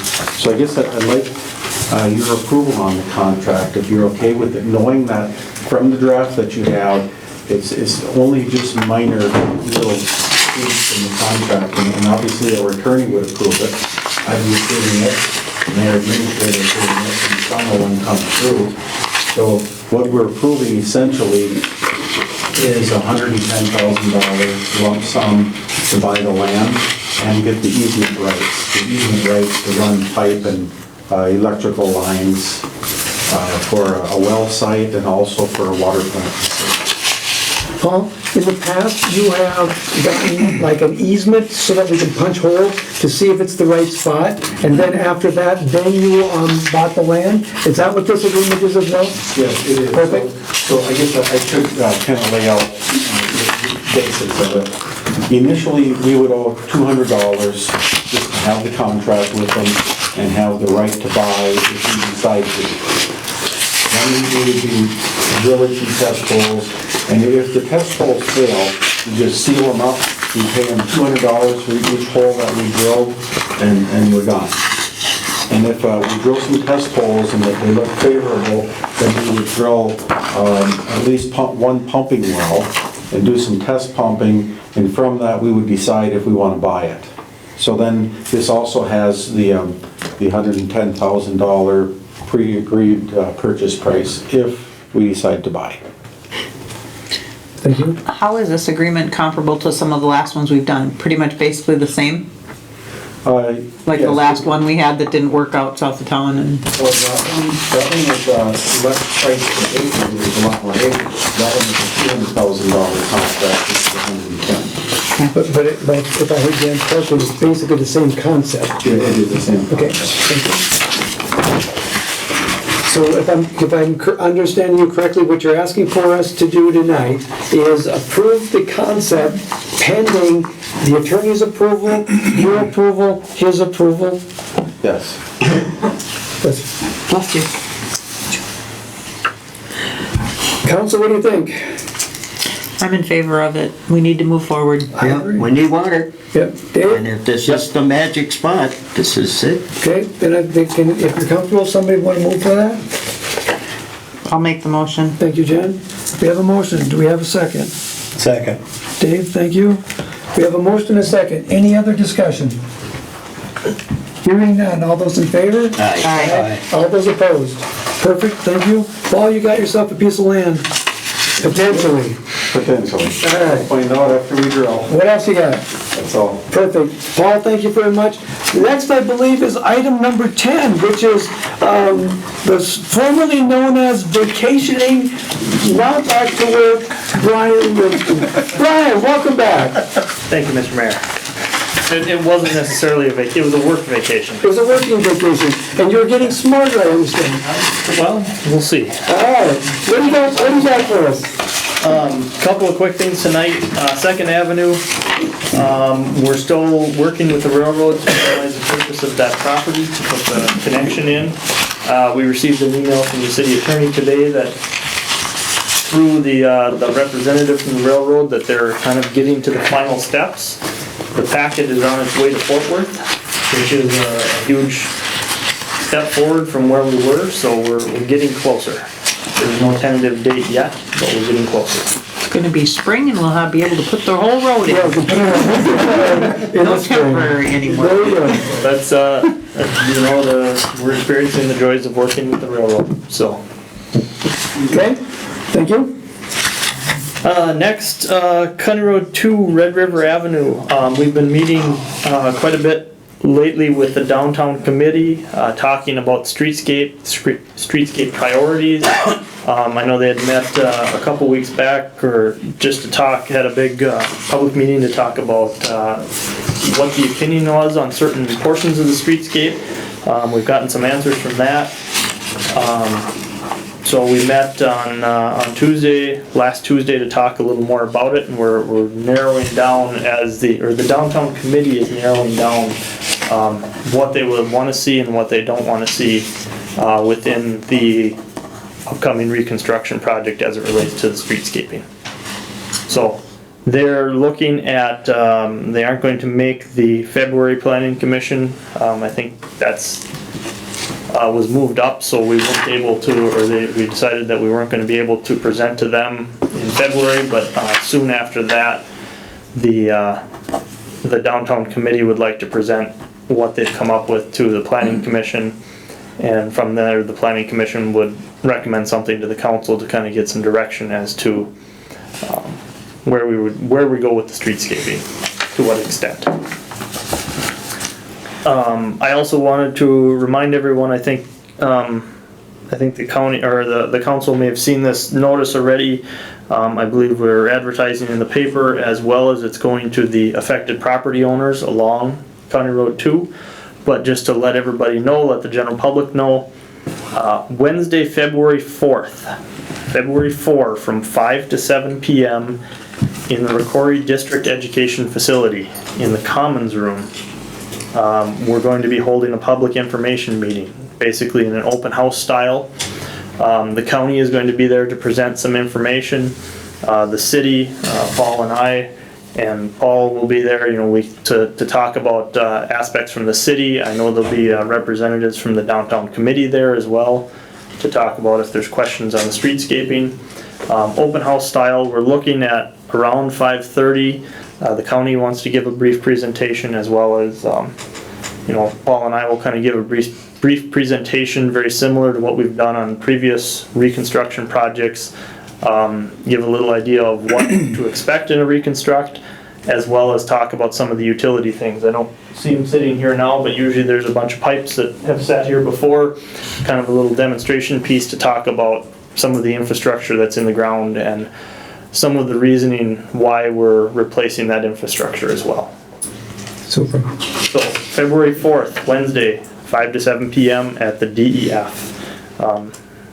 That's the same night the planning commission meeting will be, right after that, Right. at 7. Excellent. Anything else for Brian? Brian, thank you. We're on to item number 11. Thank you for your patience, Chief.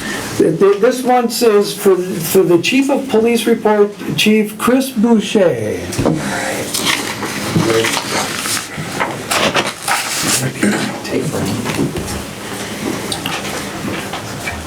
All right, the first one that we have on here is request to purchase a Motorola radio. It would be, we have portable radios that we carry on our belt.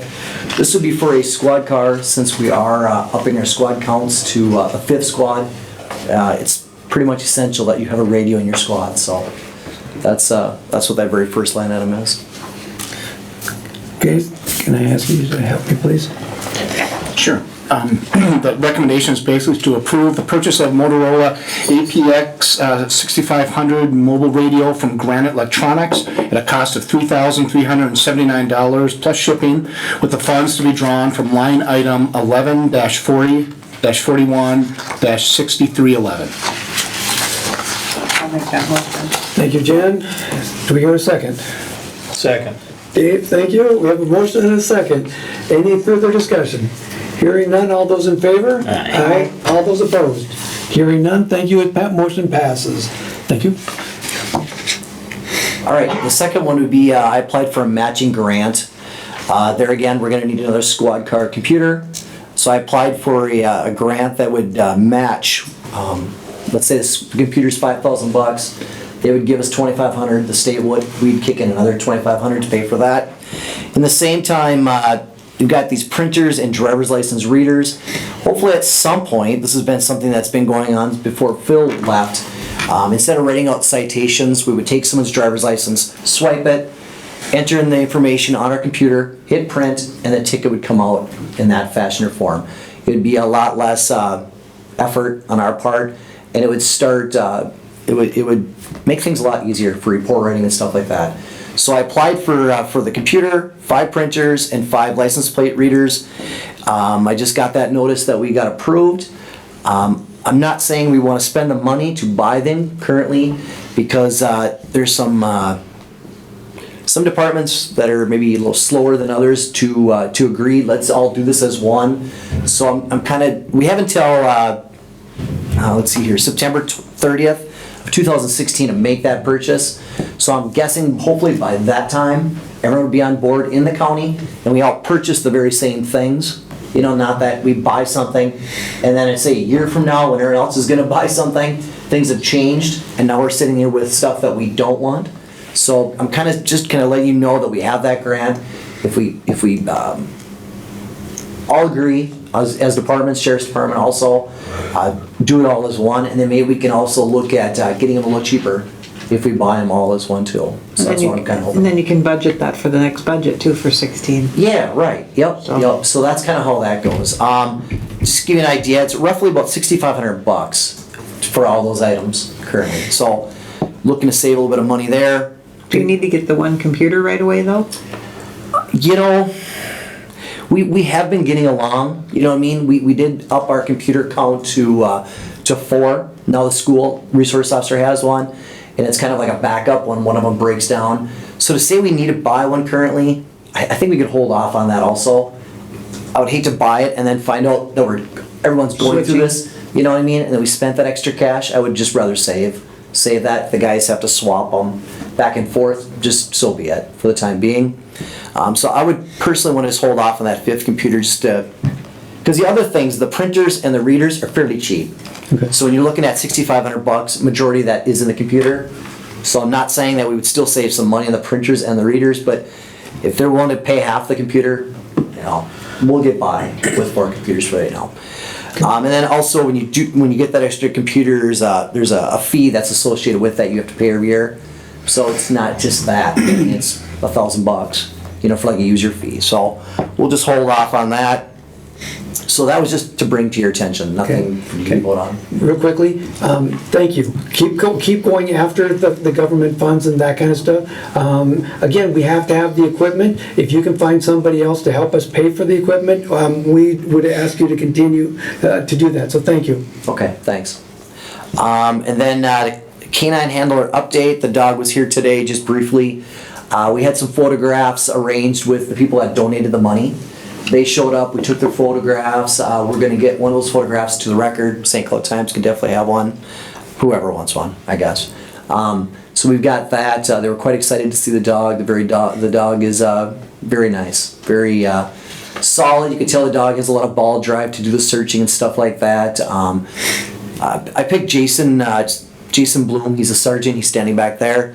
There's 3 officers that requested to be the next handler. I closely examined several factors, one being longevity, like how long the officers had been here, number of traffic stops relating to narcotic stops, number of arrests, those kinds of things is what I looked into, and I simply picked from those 3. So I notified Jason and notified the other 2 officers, and they seemed fine with it.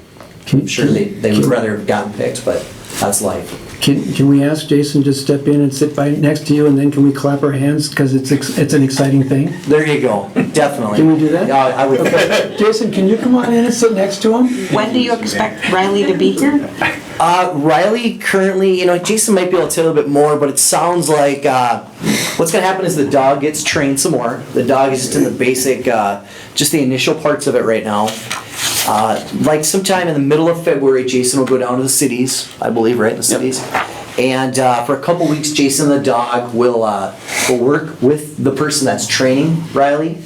And the dog will be already trained, so it's more or less the handler being Jason and the dog will be working together, and the guy will be watching the dog's handle, the trainer of the dog will watch how the two work and give him tips on how to improve his performance and how the dog is going with the handler. And then, was it March? Yeah, beginning of March. Beginning of March, there's a certification. Yep. Yeah, where Abby and the new dog will both go down. Riley and Abby will go down with Jason and I, and hopefully get certified. Hopefully Abby gets certified once more, and hopefully Jason and Riley get certified for the initial time. Okay. So that's kind of how that works. Excellent.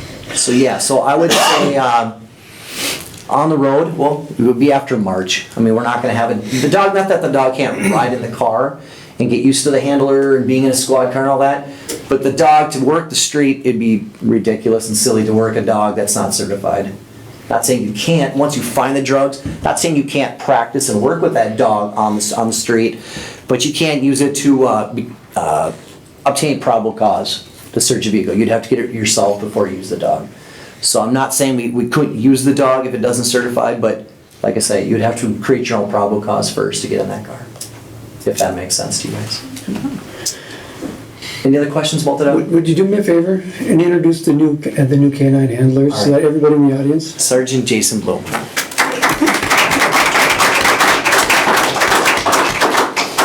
Congratulations. Thank you. Okay. And I have a few more things, if you don't mind. Nothing that you have to vote on. Just little tidbits. Again, every time I write these up, I always think of something afterwards. So we currently have the new squad cars on the street. Maybe you've seen it. We have it currently parked outside in front. It's a black and white squad car. Some of the officers, majority of the officers wanted black and white.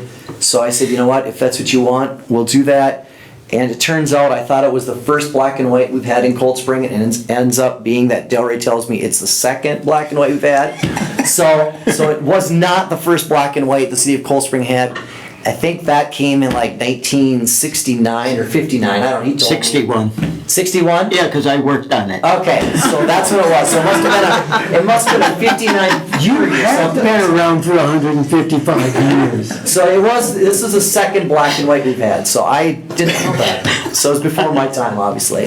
So we have that currently outside. As you can see, it's gonna have the thin blue line, like the Tahoe that we currently have. It has Tommy's number imprinted on the outside of the car, really small letters like the Tahoe. Like I say, it's definitely different than the other ones, which I think it was time because there were people I don't know. People would say they weren't seeing us around, but yet we were sitting there running speed and stuff. So I don't know if we just kind of blended in or something. But this car will not blend in. You will definitely notice it when it's coming down the road. The pill drop vault, the drop box, I've been doing some phone calls with that, and it sounds like we've got the approval. So we've got that. Right now, we're basically waiting for the person that either orders the vaults. We don't know if they actually that they currently have a spare, whatever you want to call that. They might even have one sitting down at Stearns. So we're waiting for that person to get back, whether they have to order one or they have one. We're at that aspect of it. So I'm not saying there again about the walleye being caught tomorrow. Something could fall behind, something could happen and we don't get it, but it does look like something that is going to happen and fairly quick. So that is that. Today I did a canine demo with Abby in the city Eden Valley Watkins. We have a school teacher lives in town. She teaches 3rd grade. So I went down there and spoke to 80 kids. That was quite a treat. I had the Buffalo Lake police chief came in today to meet with me. Buffalo Lake and Hector are having a conversation about joining like similar police departments as Richmond and Cold Spring. So Paul and I, there's a chance that we may go down the 2nd of February around Hog Day. I don't know how we don't have that off, but February 2nd is the evening that they're going to have a meeting. It sounds like the two cities and various people are going to attend to see if they want to have a joint police department like what we currently have here. So. Excellent. Thank you. Any other questions? Dave, Jen, Fran, questions? Gentlemen, thank you. And keep it up. We appreciate it. Thank you. And at the risk of being cliche, be safe out there. All right. All right, item number 12, City Administrator's Report, Paul Hetland. I've submitted a written report for your review. Most of it is regarding some of the council packet information here, so if anybody wants to receive a copy of that or see that, certainly open for public review, or if council has questions on it, feel free to ask. I really only had a couple added things I wanted to say. One, I wanted to send out our deepest prayers and thoughts to the city of New Hope and their employees and their officers for what they went through last night. We have taken measures in the past here in the city of Cold Spring to ensure safety of our staff and our council and people that come to meetings, as well as create a nice openness, as the mayor pointed out at the very beginning of the meeting, at the open forum, and that balance will be forever ongoing. You can walk into our state capitol and not go through a metal detector, so we live in a very, very open society and an amazing society, but at the same breath, safety is of the utmost importance, and if we need to make changes to this building or procedures before we change this building, then we may look at recommendations to do that too. But I think the Times did a wonderful article on that, on local area cities, but I certainly wanted to get out to the staff and the city council there in New Hope. I know all of our prayers and thoughts, because it can easily happen anywhere. And then with that, I just wanted to say, I don't probably say this enough, but say a thank you to my direct administrative support staff. I look very intelligent up here and very pretty to some, my wife, because of the wonders that my staff does behind the scenes. You see a lot of players come through here at council meetings all the time, but some of the folks that you don't see, Chris Stockendorf, Lois Leeser, and Angie Mueller, they help me tremendously to help you get stuff done. So I want to thank those three especially. A lot of reminders of that lately, so thank you, Chris, Angie, and Lois. Thank you. Anything else? That's it. Okay, thank you for that. All right, ladies and gentlemen, we're on agenda item number 13, list of bills and additions. The recommendation is to approve payments of the I'll make that motion. Thank you, Fran.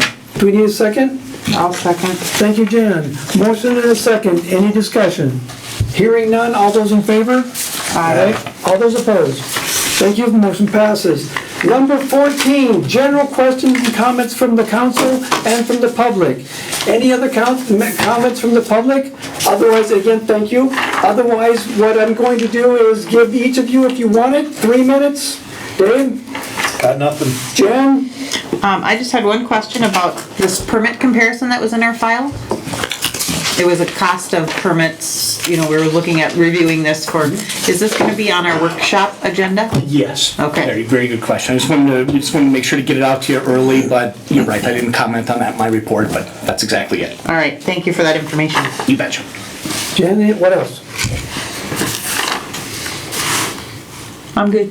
Okay, thank you. Fran? I have one. About last fall, I was put on a committee or whatever for a fact-finding, and it was not closed or it wasn't open, so I want to know right now what the council is deciding. Is to close the fact-finding, keep it going, or what? Okay, I'm not sure I understand, as far as the committee itself. What you want to do, because it's still going on yet with me. You and the mayor last fall had fact finding, okay? I was put on that, and a couple of other council people were.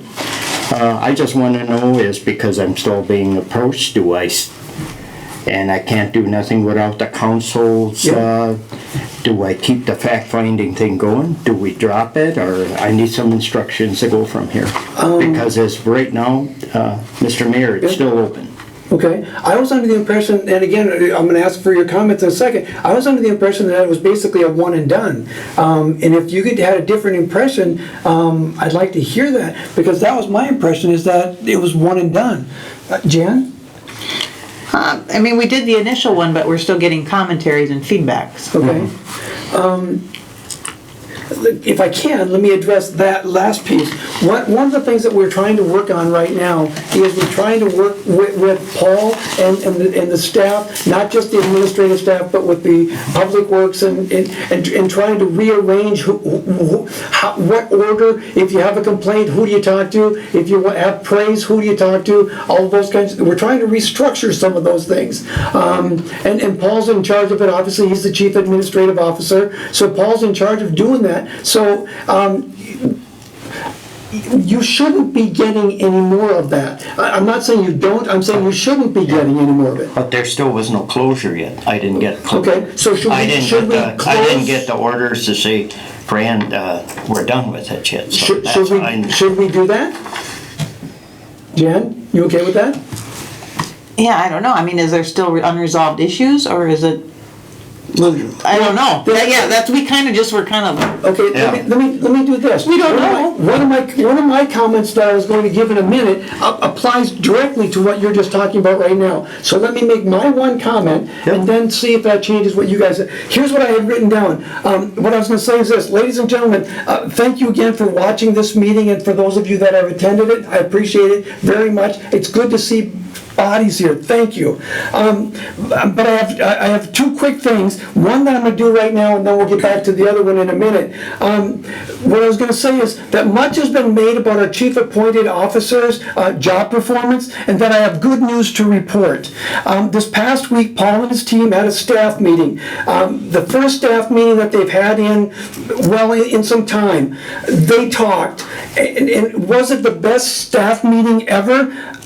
A marathon is run one step at a time, and they have started. I would like to thank Paul as well as the entire team for putting forward the effort, and I'd encourage you to continue to put through the effort, because in the long run, it's going to be worth it. So again, thank you for all that. So they're working on doing some of the things. Do you need to still be having this fact-finding mission or committee open? I don't think so. I would hope not. Well, we still, on that fact-finding, we can't go on with it without council approval. We can't stop it or start it without council approval. So, I mean, I'm just, because I'm still in that mode yet, so. Would you rather shut it down? I don't know. Would you rather shut it down? Yeah, I mean, that's just it, because we didn't really know where we were going to end, or how it was going to end, or what was going to happen. Yep. So do we? Why don't we do this? Do we wait and we do like a 6-month review? Yeah, I was saying, why don't we do this? Why don't we shut it down? That way it gives you some closure. Shut it down, and then put it on the agenda that 6 months from now, we're going to come back and revisit and see what we're going to do. And if we get to close to 6 months and we decide we don't need to, then we won't even bring it back up. But that way it gives you closure. Now, it can be done. Are you okay with that? Well, then I should call city attorney then, right? And say that the council has put it on hold, right? We're just shutting it down. We're shutting it down. Yeah. Until a review in whatever time, 3 months. Because they want to know too. Right. Yeah, because they are the ones that ask me too. Okay. What's going on, because if it's still going on, we're going to get charged for it. We're not, so I have to, and if there's closure, or if the council has approved that this can't go on, well, then I got to call them. Right. Are you okay making that call? I'm not making that call. You make that call for me. No, I'll call Tom. But I'm saying, as far as closing the informal fact-finding committees, you're willing to shut that down? I mean, I think we still need to have follow-up, just to make sure that things are moving in the right direction. There's still a few things that are still up in the air, that I would like to get resolved, yeah. But if you as a council are going to shut it down, that's fine. You guys have to make that decision, not me. Well, I would like to see it shut down, just because, again, what we did is we said, Paul, here are some recommendations. Let's give him a chance to see if he's actually going to follow through on them. And if he is, then I think what we did worked. And I believe it will work. So you guys need a motion or something? No, huh? Do we need a motion to shut it down? Well, I know, and you were on 2 committees. I You was were on on 2 of them. both committees. Yes. So, I'm more in the hot seat with this than anybody. yeah, exactly, because Yes. you were involved on both sides of the coin. And I'm still being approached by the city attorney. What are we doing? Because you guys made me the, Kind of the middleman, you're, yeah. yes. So, And I'm going like, what's going on? Is there, that's all I want to know is, because he says, I cannot go on with this unless I get further council approval to keep doing this. So I need council approval to stop, start, stop, or so whatever. if we motion to shut it down, can you support that? I won't, but because I'm in charge of this here, so I can't make a decision. But I mean, I need you may not you to vote- read this. You may not vote on it, but would you support it? If you guys are saying it's done, I mean, it's done. I just got to make a Jan? couple of phone calls. You okay with that? So. Yeah, I mean, I think it's okay if we stop now based on everything else that's going on and all the direction everything is heading, but I think we need to have a closure. We need to have a follow-up. Okay? Yeah, because otherwise this is Okay. wasting my Do we- time. do we- Right, exactly. Do we need to motion it? I have a major conflict, so if you don't ask me. I Yeah. have to ask somebody. Well, it has to be the council, he said. Well, I know we have to make the decision, but I'm just asking, do we have to make a motion in order to do it? Because I don't know, Yeah. do we make a motion to form? I think you should. I'll make a motion to close that back binding Okay, and revisit it in 6 months from now, okay, or about 6 months from now. okay. And I'll second that. Now we have a motion and a second. Are there any other comments? I have one public comment.